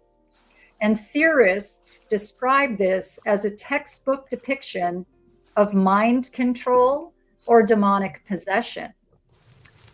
And now again, we have the alchemical transformation. The three fairies, Flora wearing red, Merryweather wearing blue, and Fauna wearing green. They are constantly bickering over Aurora's dress color as a hidden nod to alchemy. The process here involves shifting colors, specifically red to blue to white, to reach the spiritual perfection. The clash of colors represents the chaotic refinement of the human soul. Whether you prefer to look at it as a beautiful story of virtue conquering evil, or an elaborate tapestry of esoteric symbolism, Sleeping Beauty remains one of the most visually and symbolically rich stories that has ever been told. I love, you know what, again, another scene, another scenario where somebody goes into a sleep state, into another realm. And I love the saying here that came up with, actually, it was, what sleeps in silence may return transformed. I mean, there's messaging around her sleeping and going to a different realm. There's messaging around the coffin, right? She had the glass coffin in this case, right? That was this one, right? Yeah, the glass coffin. It's like it's protecting. Yes. It's like putting her in a bubble when you go out of your head, right? So you start to see again the same kind of themes playing out here. Yeah. The curse, the prince, again, is kind of like, he's there to deliver the true love's kiss, but the kiss isn't necessarily romantic. That, you know, it's the love part that does it, you know. Yeah. So he had to feel true love for her. Hold on a second. For it to work. Sorry, my nose is itching, driving me crazy. So, anything else on Sleeping Beauty before we go to the next story? I don't Hope you think guys are having fun. Again, we are multi-streaming to Calling All Beings, Cosmic Carousel, and Mindfork. Well, I hope Please y'all go. are having fun. I hope you guys are hearing some things that you didn't really know about some of these movies that you might have watched in your youth, or even as an adult with your children or grandchildren, whatever the case may be. I hope that you're enjoying it because it was so much fun to put this stuff together, I got to tell you. Yep. So, and we have Barely Brunette. I'm sorry, Brunette. I wasn't doing it on purpose. I was like laughing and said, grabbing my Bible to ensure El Diablo doesn't sneak in while I'm listening. I love El Diablo. But you're right. I mean, we talked about earlier about Lucifer the cat, in the other story. So, and Lulabelle is enjoying the show, and I'm so glad. I'm so glad that everybody's here. So, next one, I get to present Alice in Wonderland. Rabbit holes. And I go down rabbit holes every day. So, just killing me. So, okay. And we're going to talk about, we focused on the Tim Burton version because we love that one. It's like kind of an adultish, it's a little bit more blatant in the messaging, although Alice in Wonderland is a trip. So Tim Burton's 2010 live action Alice in Wonderland is a brilliant movie. By bringing in Johnny Depp as a Mad Hatter, Burton transformed the classic whimsical nonsense story into a dark epic of destiny, mental health, and revolution. Obviously, this version is more like a sequel to the original, where a 19-year-old Alice returns to Underland. So this is a little bit different than the regular story. Having forgotten her childhood visits, the themes are much more mature in this depiction. But it's still, the story remains the same. Well, this version injects a massive dose of modern empowerment into Alice's journey, empowerment she didn't have the first time around. So positive messages, reclaiming your muchness. This is an emotional anchor of the movie. The Hatter tells Alice that she has lost her muchness. It's like muchness. That is a very interesting word. I never heard it before this movie. Her confidence, her fire, her unique essence. The film serves as a beautiful reminder that the pressures of society can make us shrink ourselves, but we always have the power to reclaim authentic, bold identity. And I don't know about you, but we have masks that we put on depending on who we're around, right? We put on our little masks to fit in depending on which, environment we're in. But, we really have to remember that our muchness is worth sharing. So exactly. Stay true to who you are. And we have to try not to do that. That's not something I do because I refuse to do it. You're going to get the real me 100% of the time. And I have no problem disagreeing in a tactful, respectful way. It's all good. I can't do the mask thing, and I can't handle when people do that, because it's just just be real. It's so much easier. It's just so easy to be real. And if people don't like it, then they're not meant to align with your energy anyway. I know. It's like at work, I used to hide all the time, right? Kind of like, I don't want to be seen as crazy, even though they already knew I was. But it didn't take much to figure that one out. But I now have gotten to the mode that's like, I'm going to embrace my crazy, because the crazy is what makes me unique. The crazy is what makes me think of cool ideas. So I'm like, that crazy is good and bad. I don't care. I'll take it because it's me. Right? And it's like, you forget that it's like you are special. Rich New Design, I've been chastised for sharing my muchness. We love your muchness. We love that muchness. So, I'm honored to be associated with a person like Akashi. DJ, you're the best, man. You're the sweetest. It's gonna make me cry. Hey, Chris, I thought Alice in Wonderland was about drugs. Oh no, my friend, not yet. I mean, there's some drugs in there, but we'll get through that in a minute. Well, the drugs are through the creators, Benny. It was the creators of Alice in Wonderland, I think, that were doing some major LSD or psilocybin, because you can't come up with something like this without that. I think this is just so wild. Exactly. So, Blah, blah, blah, blah. Okay, so embracing your own madness. So one of the famous lines in the film is when the Hatter, I was talking about being crazy, is when the Hatter asks if he's gone mad. And Alice replies, I'm afraid so. You're entirely bonkers, but I'll tell you a secret. All the best people are. It's a wonderfully positive validation of neurodiversity, eccentricity, and thinking outside the box. None of these things are bad. It's like, why is it that being different has to be so horrible? You know, it teaches that what society labels as crazy is often just genius and creativity. So I'd rather think of me as genius than insane. The power of rejecting societal expectations. Don't let society put you in a box. No. Something, something I have done my entire life. I promise you, and we have been. The movie's frames Underland as a manifestation of Alice escaping an arranged loveless marriage in Victorian society. By finding her strength to slay the Jabberwocky in Underland, he gains a real world courage to say no to the marriage proposal, choosing instead to become an independent businesswoman.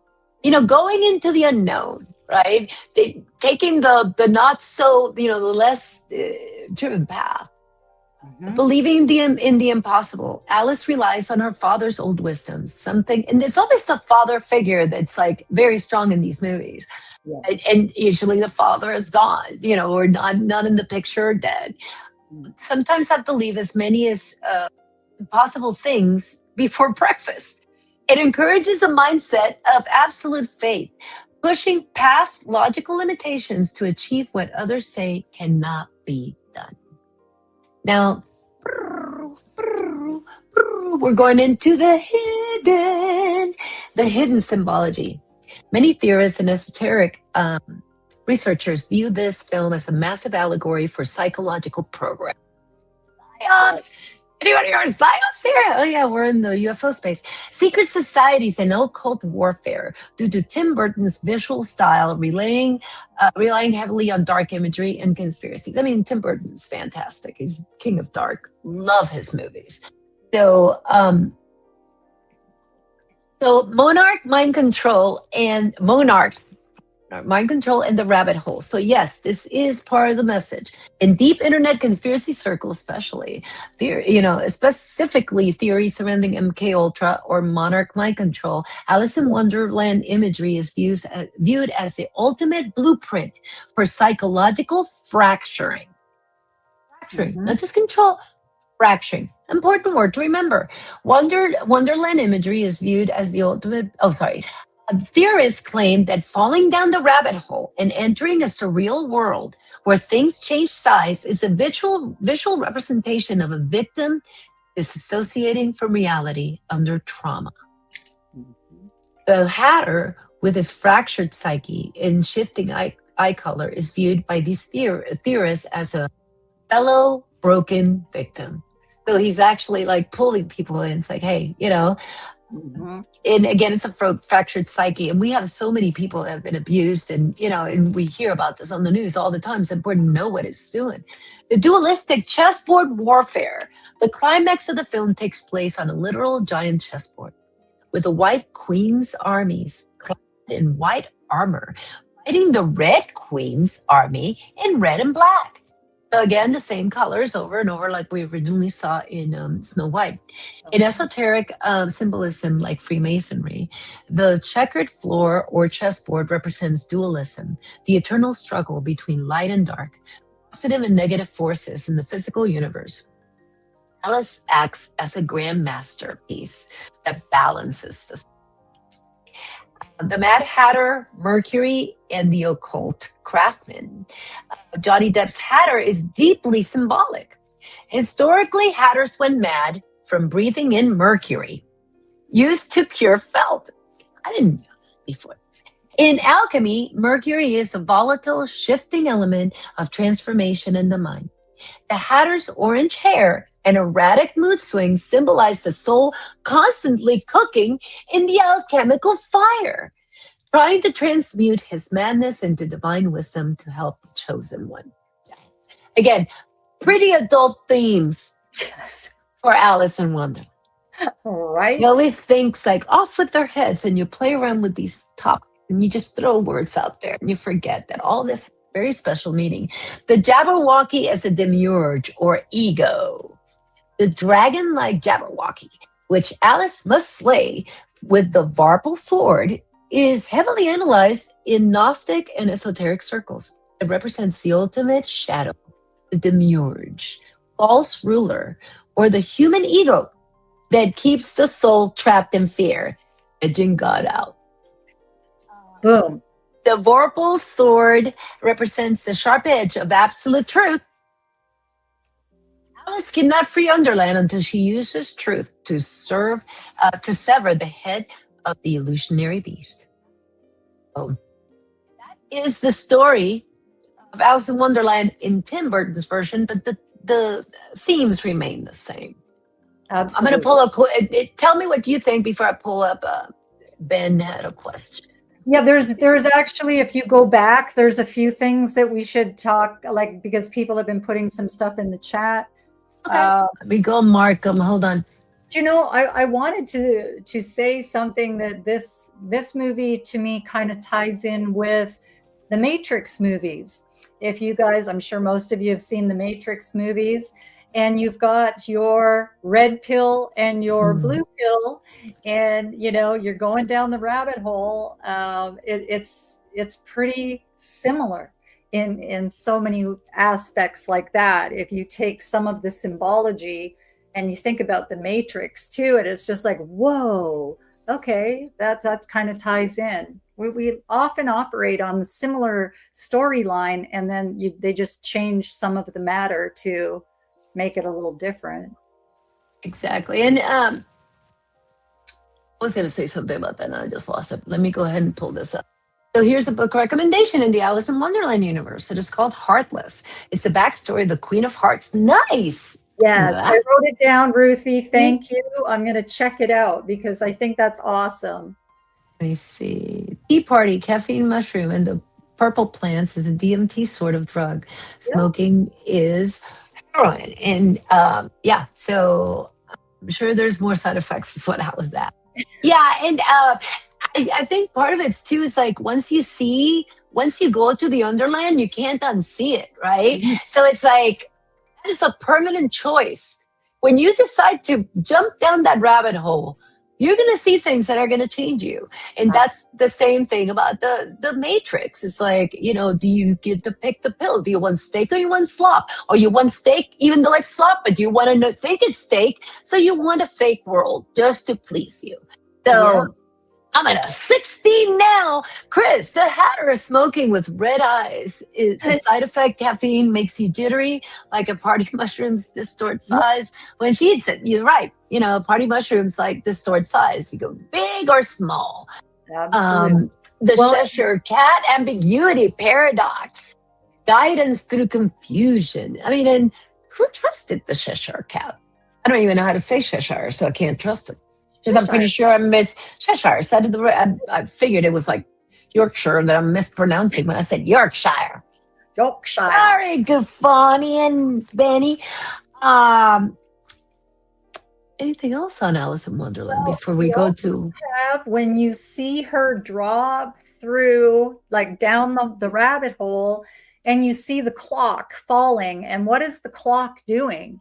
It is speeding up the time, and then in one aspect it is rolling back the time. So we have the speeding up going forward, and we have, you know, the slowing down going backward, which I find is pretty interesting because in my opinion right now, with all of the shifts that are going on and the solar flares that we've been experiencing here on the planet, time has sped up significantly. I'm sure many of you have noticed this. This is something that when people come for spiritual counseling and things like that, they're all talking about it. They're all saying and asking me questions about where has the time gone, because they can't get things done like they did before. But none of us can.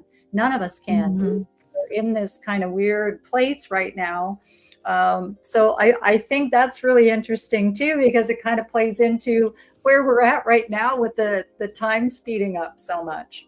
Mhm. I love this comment. Impossible has a clue in the words, I am possible. That whole I am thing freaks me out because there's so many times that I like say, I'm stupid, I'm this, I'm that. You have to be careful. There's words you should not say. And that is the I am is special. The I am has been used for so long, so just be careful what you put after the I am Yes, because it please. matters. Because here's what who sent that message, Chris? It was K9. Yeah, here we go. K9. Okay, K9. Thank you so much for that comment, because it is extremely important to know this. And this is something that I've taught for years, the importance of how we speak to ourselves through the I am, or whatever the I or the we or whatever that is, because it's actually for every chakra. And as we shift our consciousness, we step into more of that. So when you put into the universe, I'm so stupid, like we've all done it. We've all done it, K9. And so this is why I'm sharing this, because it's a really good point. When we put negative things out, and we're just going through it and we're not even really thinking about what we're saying. Do you know that that goes right into the universe, and then the universe will give you that back? So the universe will do whatever it is you're putting into the universe, good, bad, or indifferent. Something that I teach all of the time and I ask people to do, the best thing you can do for your soul, for protection and for connection to the divine realms and your soul, spirit, mind, body, soul, spirit, everything being energy, frequency, and vibration. We got to look at ourselves in the mirror and do the I am affirmations and fake it till you make it if you can't think of anything nice to say to yourself. But look at your eyes, do this for like 3 minutes a day. I promise you this. Things like, I am love. I am worthy of all that is good. I am a divine spiritual being having a temporary human experience. Just things like that. And when you do that, if you do that, all of you do that for 30 days, I promise you, once a day for 30 days, you are going to get an incredible gift from your soul at the end of that, because your soul is going to thank you, because too many people forget that they have a soul that their avatar encapsulates. We have to remember that, because it's the soul is the reason why we're here. And it's the soul that holds the mission and the love. So I just wanted to share that. Thank you, K9. Thank you, Chris, for letting me just explain that, because it's such a thing for me. It's just such these are important. It's really important. That's why I wanted you to talk about it. So I brought it up about the I am, because it just really matters. Lulu Val, I'm trying to remain positive. It's so hard at times. It is, but it's worth it, honey. I know it's, sometimes you have to be in your feelings, to come out on the other side. So you got to kind of fill out and go away and come back, but it really does work. So we have 2 more stories. Two more stories. Yeah. It's your turn. Are you ready? Yes. Peter Pan. Peter Pan. It's time for the Lost Boys, mermaids, pirates. Again, a kid's story. Go ahead. Yeah, and actually really, really incredible. And to me, this reminds me of hanging on to your inner child. Okay, the importance of that it rings so true in this movie for me personally. So this one was created in 1953, and it is one of the most magical, whimsical films that Disney ever created. On the surface, it's the ultimate playground of imagination, of flying, and of adventure. But beneath the pixie dust, remember the pixie dust? Yes, Peter Pan contains some incredibly deep psychological truths, alongside some of the most profound, melancholic, and esoteric symbology in all of folklore. So we have some positive messaging that I'm going to go through now, and then we'll get into the hidden symbology. While Neverland is a place where you never grow up, the movie actually has some beautiful things to say about family, about maturation, and about the power of the mind. Personally, I coach people to reconnect to their inner child and hang on to that. I actually do that on the regular. There is a big power of belief and imagination in this movie. To fly, all you need are happy thoughts and a little pixie dust. Don't forget the pixie dust, but the happy thoughts, right? It's a wonderful metaphor for the law of attraction and mindset teaching, for us to know that our internal emotional state directly dictates how high we can lift ourselves above the heavy, mundane trials of life, right? We're all trying to pull ourselves up. The world has gone batshit cuckoo, and we got to try and pull it up. So we also, in this movie, we see embracing the necessity of growing up. Although Peter reflects adulthood, Wendy's journey is about realizing that growing up is beautiful and a necessary adventure. By the end of the film, she is ready to leave the nursery and embrace maturity, carrying the magic of childhood in her heart without being trapped by it. The boundless loyalty of family, even when the lost boys, Michael and John, get swept up in the wild, rules-free chaos of Neverland, the underlying tether is always their love for home and their mother. The movie highlights that a mother's love and Wendy's role in this movie as a maternal figure provides the emotional security that children need to feel safe while exploring the world. So when we face fear with wit and courage, we are shown in this movie that Peter and the children constantly face Captain Hook and his pirates. And instead of being paralyzed by fear, Peter uses humor, agility, and quick thinking to outsmart his enemies. Little smarty pants, I'm telling you. Yep. I know, right? It teaches kids to face life's bullies with confidence rather than submission. And now we're going to go into the hidden symbology angle. Go ahead. Well, this narrative transforms from a lighthearted children's story into a deeply esoteric allegory about the soul, the time, and the afterlife. Peter Pan as Hermes, that's interesting, right? In ancient mythology, a psychopomp is a spiritual guide who conducts souls to the afterlife, like the Greek god Hermes.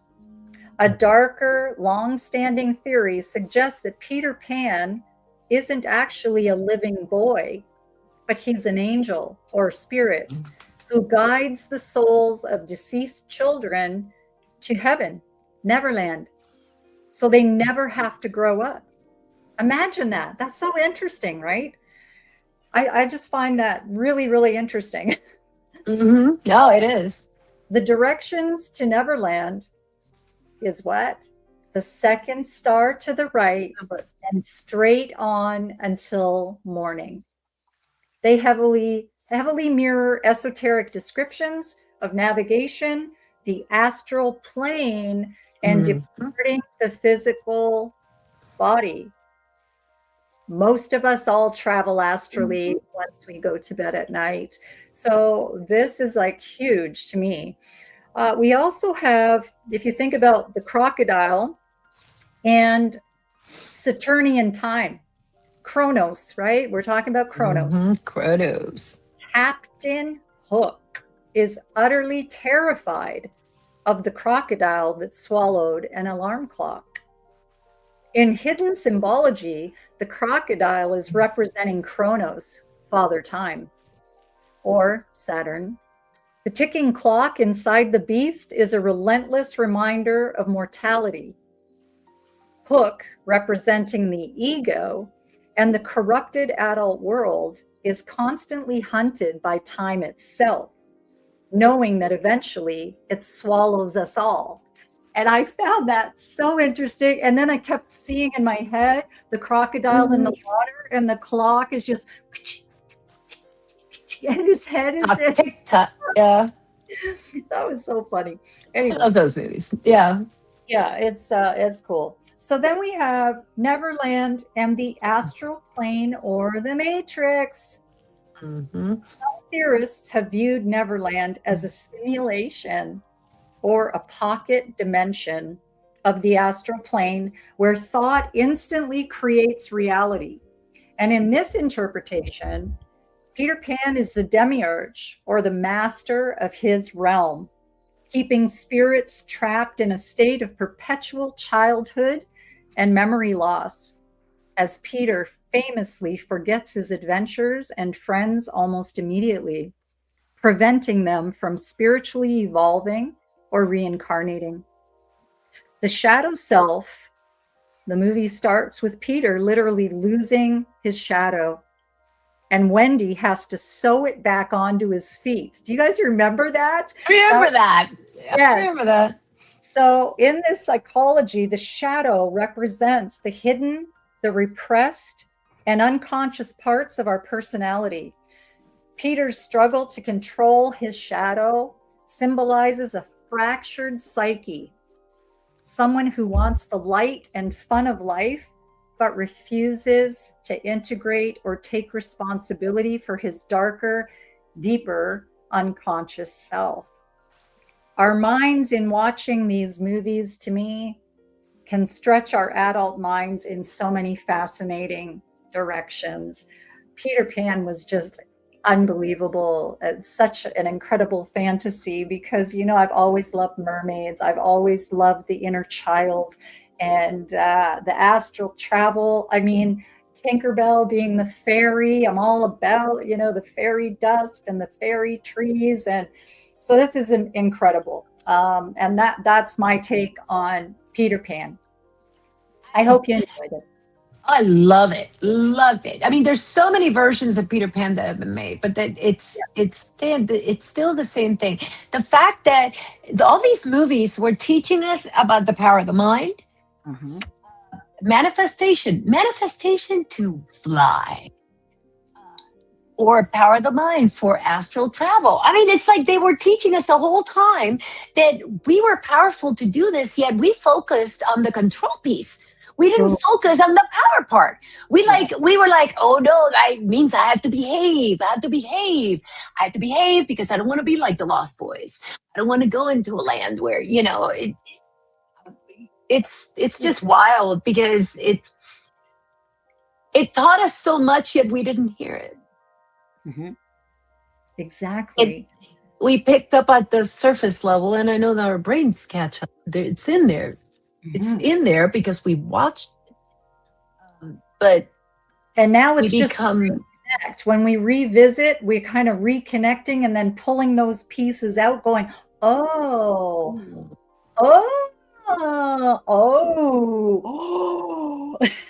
You know, it was so fun. I mean, down to the guy losing his marbles.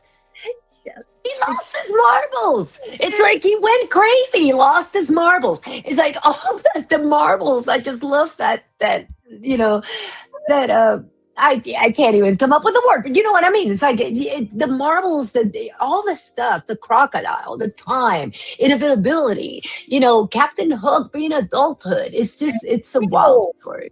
Smeagol.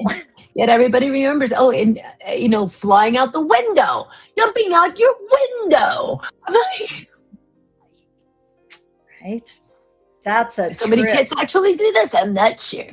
But yeah, it's just, the more that we go through these, and we're about to go into our last one, all of them have the same stuff. Absolutely. We just only picked up at the surface.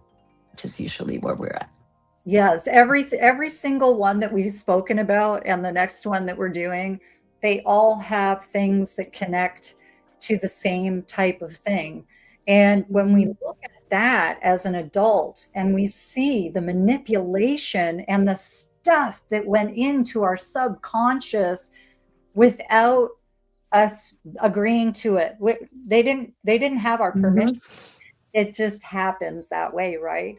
And then now, as adults, we have to take that information and we have to dissect it and pick it apart in that dissection so we can figure out how to move and flow forward in a different energy and vibration and frequency, in my opinion.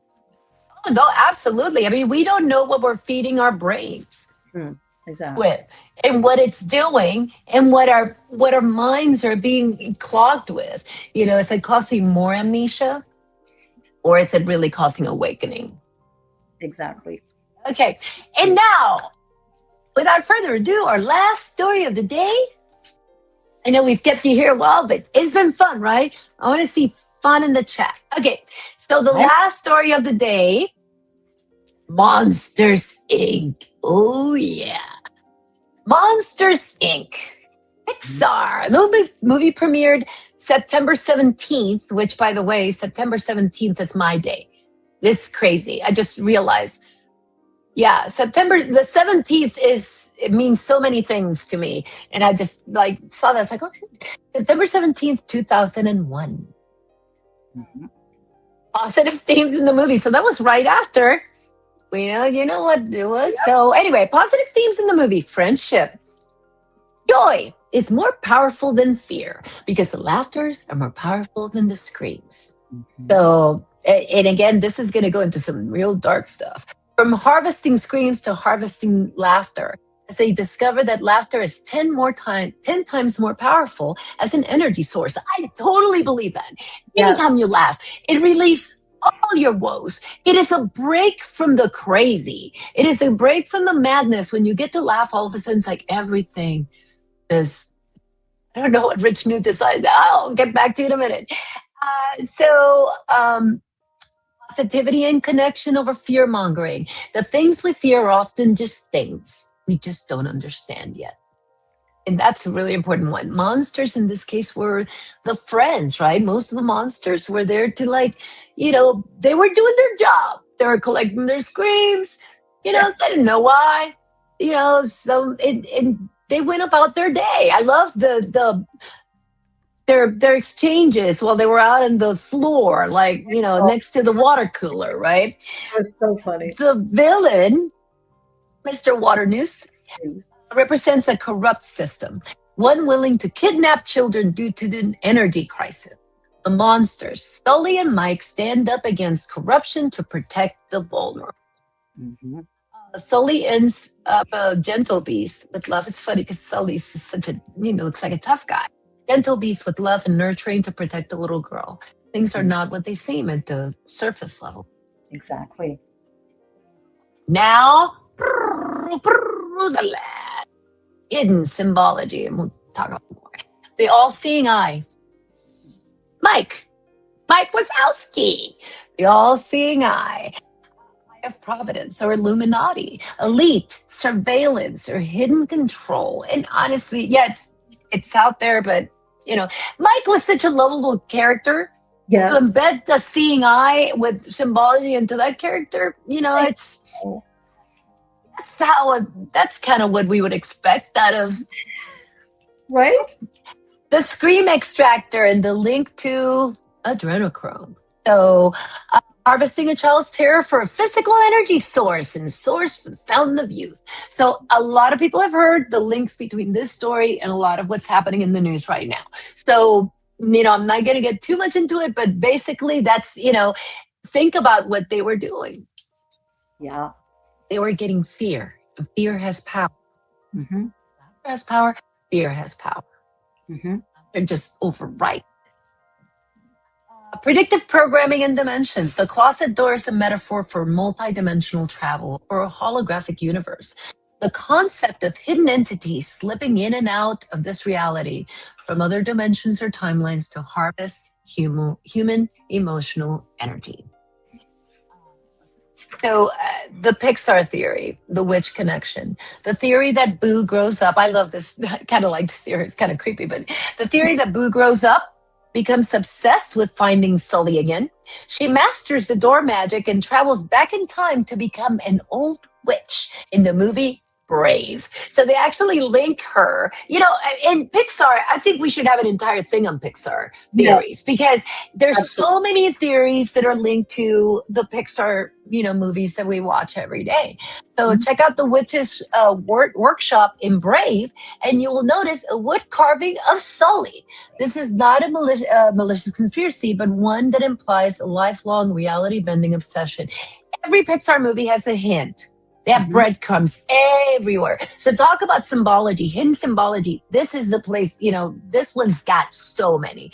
The doors, meaning thresholds that you can move between, talking again, travel, astral travel. The doors were in and out between two totally different worlds. They were telling us we could travel, you know. The Portals. Portals. screams, portals, exactly, portals. Even they look like portals. They do. Um, the child being innocence, empathy, transformative presence. She was there to, it's funny because she was so innocent and happy with, her monsters. She just didn't even get what was happening. Kitty. Kitty. Hey, Katie, she was so happy. And, she was just, I cried so many times during this movie. It was a It's, great movie, actually. it's, um, trying to think the bedroom childhood anxieties. Think about reminding children that monsters in the closet, like that's the ultimate fear. Monsters under the bed, monsters in the closet, monsters anywhere. Mhm. But again, some out there, including myself, had sleep paralysis and saw all kinds of crazy stuff up on the walls. I Yes. remember seeing the monsters. They were like big spiders, black spiders in the corner like huge spiders in the corner of a room. And then you see movies like this later on, so many years later in your life, and you're like, well, yeah, they've been scaring us all along. Go ahead, son.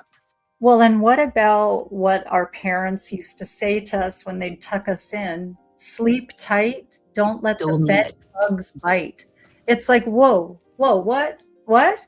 what Where are bugs? bed bugs? What? I'm going to get bit while I'm sleeping? Like, I'm not so sleepy now.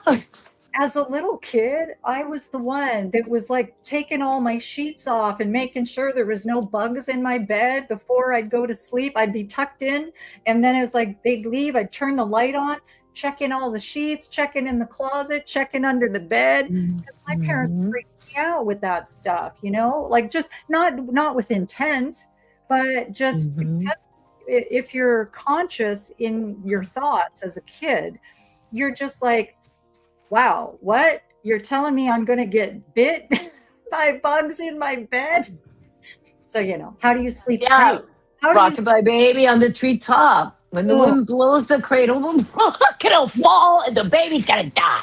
Because that is how we were born, like we were raised. This is yep. really scary. So, original design, I'm going to call up a couple of comments. So, laughter dilates the blood vessels by 20%, lowering Absolutely. blood pressure. Exactly. And there's a sense of pause to the madness when that chuckle, especially when you guffaw. It just feels so good.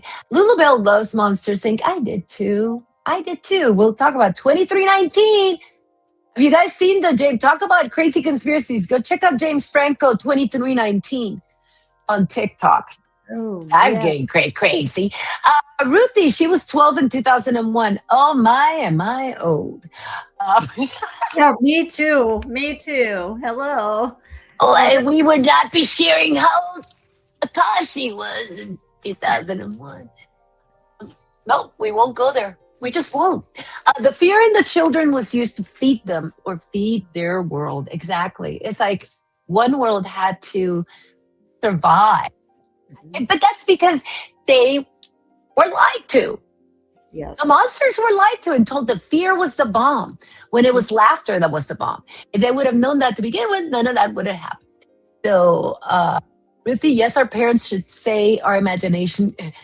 Parents should say our imagination go to sleep. It's eyes tricking us. In reality, maybe we are seeing something. I totally believe it. And I'm trying to remember. We didn't have the same. Puerto Rico. Ruthie and I are both Puerto Rican, and we didn't have the same. We didn't have like English, like a lot of the nursery rhymes. I Oh, didn't. Maybe you did, Ruthie, but I didn't because I was in Puerto Rico and it was everything was in Spanish. So I didn't actually like my some my of those. nursery rhyme thing is Ender Dice Clay. And that's the one that introduced me to nursery rhyme.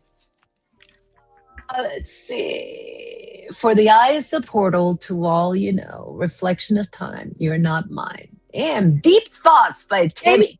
Tim. It's so good to see you, Timothy. Our parents would tell us that it's our imagination and their eyes are playing tricks on us. Maybe we were actually seeing these things. Exactly. It's like, Yeah. oh no, you're dreaming, honey. Go back to bed. Go back. I used to be standing going, there's something on the walls. And they would walk in and just kind of, sit up in. There's nothing. Look, we look under the bed. There's nothing there. Exactly the story here.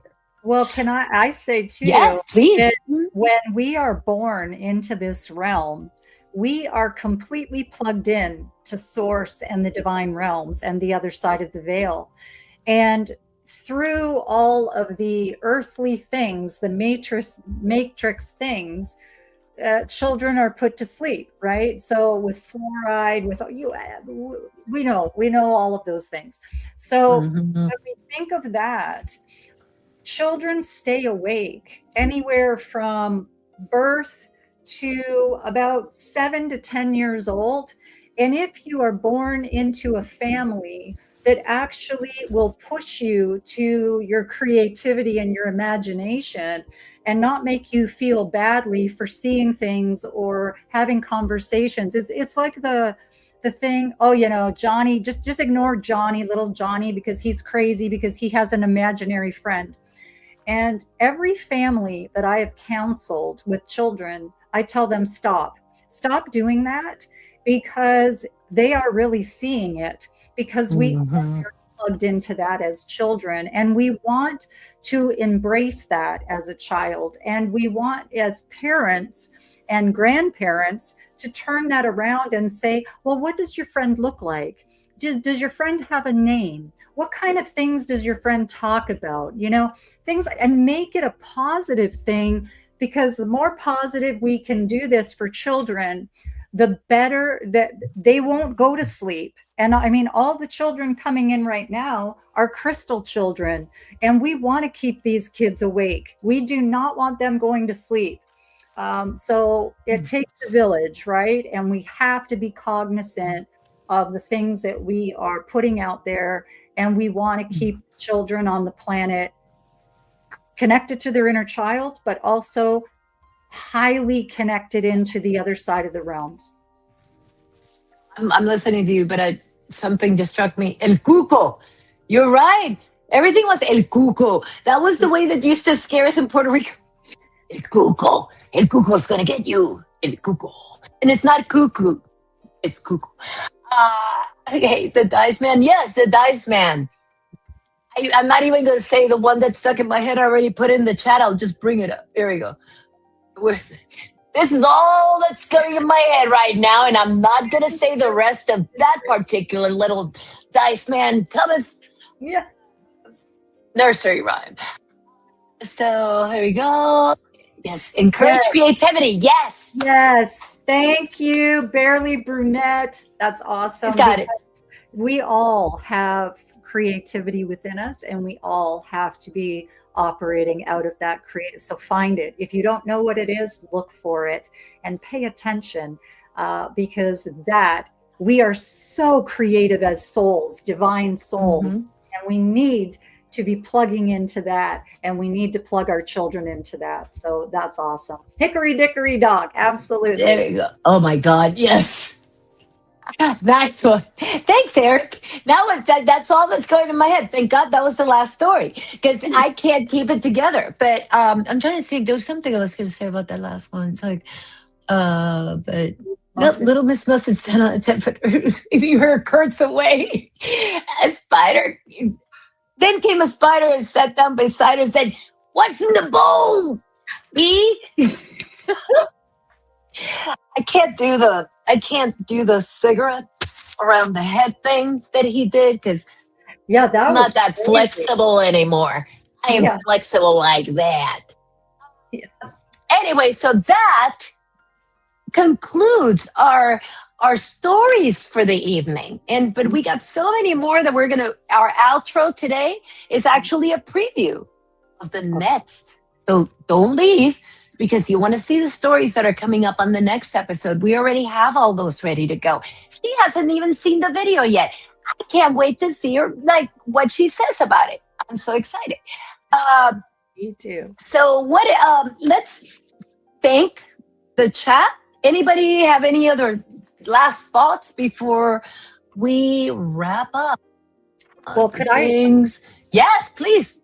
I just want to say, well, let's go through the chat and then I'll say Yeah. what I want to say. No, we're gonna just say what you have to say, and then I'll scroll through the chatty. Well, I wanted to say in closing, guys, number one, when we look at the hidden symbology in all of these movies and what these symbols and information mean, we have to remember this. And you can look this up. Don't take my word for it. It's out there for everybody to know that, there are part of the military complex and the Pentagon that actually have to approve this stuff. No movie can be put into the theaters or out unless it's approved, because we all know the dark side of it. They do have to tell truth. Okay, so they have to put truth out there. Doesn't matter what type of, what form that truth is in, but they have to do that. So it takes people like us, the conspiracy people of the world, that we know these conspiracies are true. And it takes people like us to come together and have these conversations to say, whoa, we know what you were trying to tell us in that. And the other thing I wanted to leave you all with is, for all of us that have been made to feel crazy in our lives, wear that crazy like a badge of honor. Because I'll tell you this, every time in my whole almost 60 years of life, when somebody's called me crazy or nuts, I say this: thank you. I will wear that like a badge of armor or a badge of honor, because I will take my crazy any day over your so-called norm, because I don't want to be like those people. I don't. And we are the way we are for a purpose. And hello, XJ. Nice to see you, brother. XJ's in the house. So my closing is gonna be a stretch on the creative part. Mm-hmm. I really believe we are one with the universe, right? So when we create, we expand that universe. And I think that is what it wants us to do. We got to keep creating. When you become stale is when everything stops. And it's like, the more you create, it's like, I think it helps my flow personally. And it's a good thing for me, because otherwise I can just stir in my own crazy all day long and think about it as just useless crazy, versus my Loki in my head that comes up with crazy stuff, which I am going to show you guys one of those things, because I think it's relevant and very important. One of the things that we're going to talk about here real quick, first of all, there's the Cat Mod Squad coming up this Wednesday. So make sure you catch the girls. Everybody that's been on the chat, there's a bunch of the girls that are on the chat are going to be on this show on Wednesday. Let me see. What else do I have? Oh, yes. This one? No, that's that one. Okay, so we got the Mod Squad. And one of the things, I've been obsessing about the brain lately. And this whole show keeps reiterating that I'm going down the right path, which is understanding your brain helps you understand how you are, your brain's doing stuff in autopilot in there all the time and you don't know. And it's really important that we're all aware. So part of my gift to society, it's so special, is the Cerebral Circus. So Cab has everything. I have Cerebral Circus. It's a short show. It is little vignettes about how your brain works under different circumstances. And I'm going to introduce you to one of the characters. Think of Florida Kid it. Yes, Tim Freestone. Actually, hold on, please. Amy he made me a fork. It's a piece of love, and it actually says, I forking love you on the fork. And I have used this fork as like a raising your hand thing. So thank you, Timmy. I keep it here always. So as my own PSA, I want you to understand your brain. So here is one of the characters of my show, Hippocampy, the Hippocampus. Welcome to the Memory Archives. I'm Hippocampy. Some memories stay up front, and some hide in the subconscious back room. Nothing gets lost, it just gets filed weird. You meet someone and think, something's off. You may not remember why, but your brain does. It searched a much bigger file and sent you the warning before your conscious mind caught up. So next time something feels off, trust your brain. Your conscious mind may not see the full picture, but deeper down, your brain does. The more you know.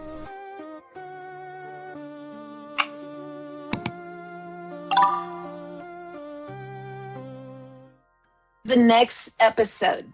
So the first episode that I did was Disclosure Day. I'm thinking about dumbing it down a little bit and do something like, okay, I need to do it about embarrassment. Okay, I need in the chat opinions, farting during a meeting or farting during a first date. You pick the topic for the next Mind for Cerebral Circus, in which I will show you the things that happen in your brain when that happens. And I will be introducing new characters like the network system of Humor. Rough comedy consultant. Is it my turn? He's going to come into the play. I was thinking, I was inspired by Hugh Laurie. So I was thinking that he would be like a smoking, rough clown. He's kind of sarcastic.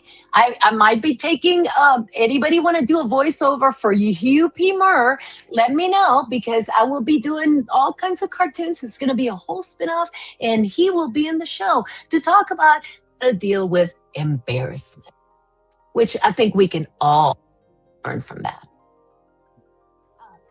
It's been a pleasure. It's been so nice. Let's say hi, good night to the chat before we play our outro, which is going to be our next episode that we do here. Oh, wait, well, one more thing. Very, very important. We got a show coming up with the Cabbies. Where is it? Where's my AI show? It's not there. Okay, so on the 28th, we're actually going to be hosting Calling All Beings here, Mindford. And we're going to be multi-streaming to Calling All Beings, and it's going to be a show about AI. And oh my God, perfect timing, Rich, because guess what I'm going to do at the AI show? We're going to spin the wheel of singularity. So we're going to be spin that wheel with all the cabbies, and then we're going to go around the room, and it's going to be so awesome. Oh my God, Barely Brune, I already have a taker. I can definitely do a voiceover. Yes. Cindy Singulet, the Singulet Cortex, and Madame Sula, the Insula, who, I'm going to explain the brain, because I think it's important to know that it's a bouncer. I always believe, I think of it's a club, right? And a bouncer's keeping stuff out and letting stuff in, and it's doing it on its own, and we don't even know. So the more we know, it's very important. So let's say goodnight to the chat. We had Lulabelle was in the house. Rich New Design. Timmy Freestone. Barely Brunette. Who I gotta get hooked up with you, girl, because we might need to do something here. XJ, thank you for joining us. Barely Brunette, I already said hi, but I'll do it again. We had K9 Mind Help. So good to see you. We keep scrolling up, scrolling. K9, yes, I got K9. Lulu, I love Eric. Love you, Eric. Ruthie Robles is in the house. My Boricua sister. Ruthie! We chat all day long on a text thread with all these girls. It is so fun. Rich New Design, my buddy, thank you again for being here. So good to see you after all this time. It's been so long. We had somebody here. Oop, no. Okay. Am I done? I think. Richard, Oh, yeah, I can. Karen, Richard. Yeah, I keep coming up with names to remember. Benny. Benny was here. Gonna say hi to Benny. And Law Wifey was here. DJ, Calling All Beings. The whole DJ and the Calling All Beings clan have been amazing. We're having such a good time collaborating and talking topics. Talk about a show. Yes, eight cabbies, all different backgrounds. It's like the best show because it gets perspectives from, and then we have Jay Boogie and Amy, and we're going to be doing all kinds of collabs, and it is a really cool, it's a good time. Yeah, it is. Captain Harris, so good to see you. So glad you were here, and I could just keep going. We've been here for like 3 hours. Wow, a good show. Okay, so if I missed anybody, Bigfoot Michigan Rob was here earlier. So if I missed people, I'm so sorry. But everybody that was here, Thank you. Thank you for spending the afternoon with us. I said hi to Eric and Richard and everybody. Thank you guys so much for being here. And we are going to play us off with our next show. Let's say bye. Mwah. Peace. Peace. And don't forget, love, all about the love. If somebody bugs you, love them to death. They won't know what to do with it. So we are going to play us off with a preview of our next show. Let's see if you like these stories that we have coming up. And don't forget to leave in comments if you want to see any story. Please leave it in the comments, and we will be happy to do that and to share, because sharing is caring. Subscribe and just let us know. Yes, Keep us like, posted, subscribe, guys. share. Calling All Beings, Cosmic Carousel, Mindfork, collabing. It's all about community, and it's all about the love. So here we go. Bye. Love you guys. Bye.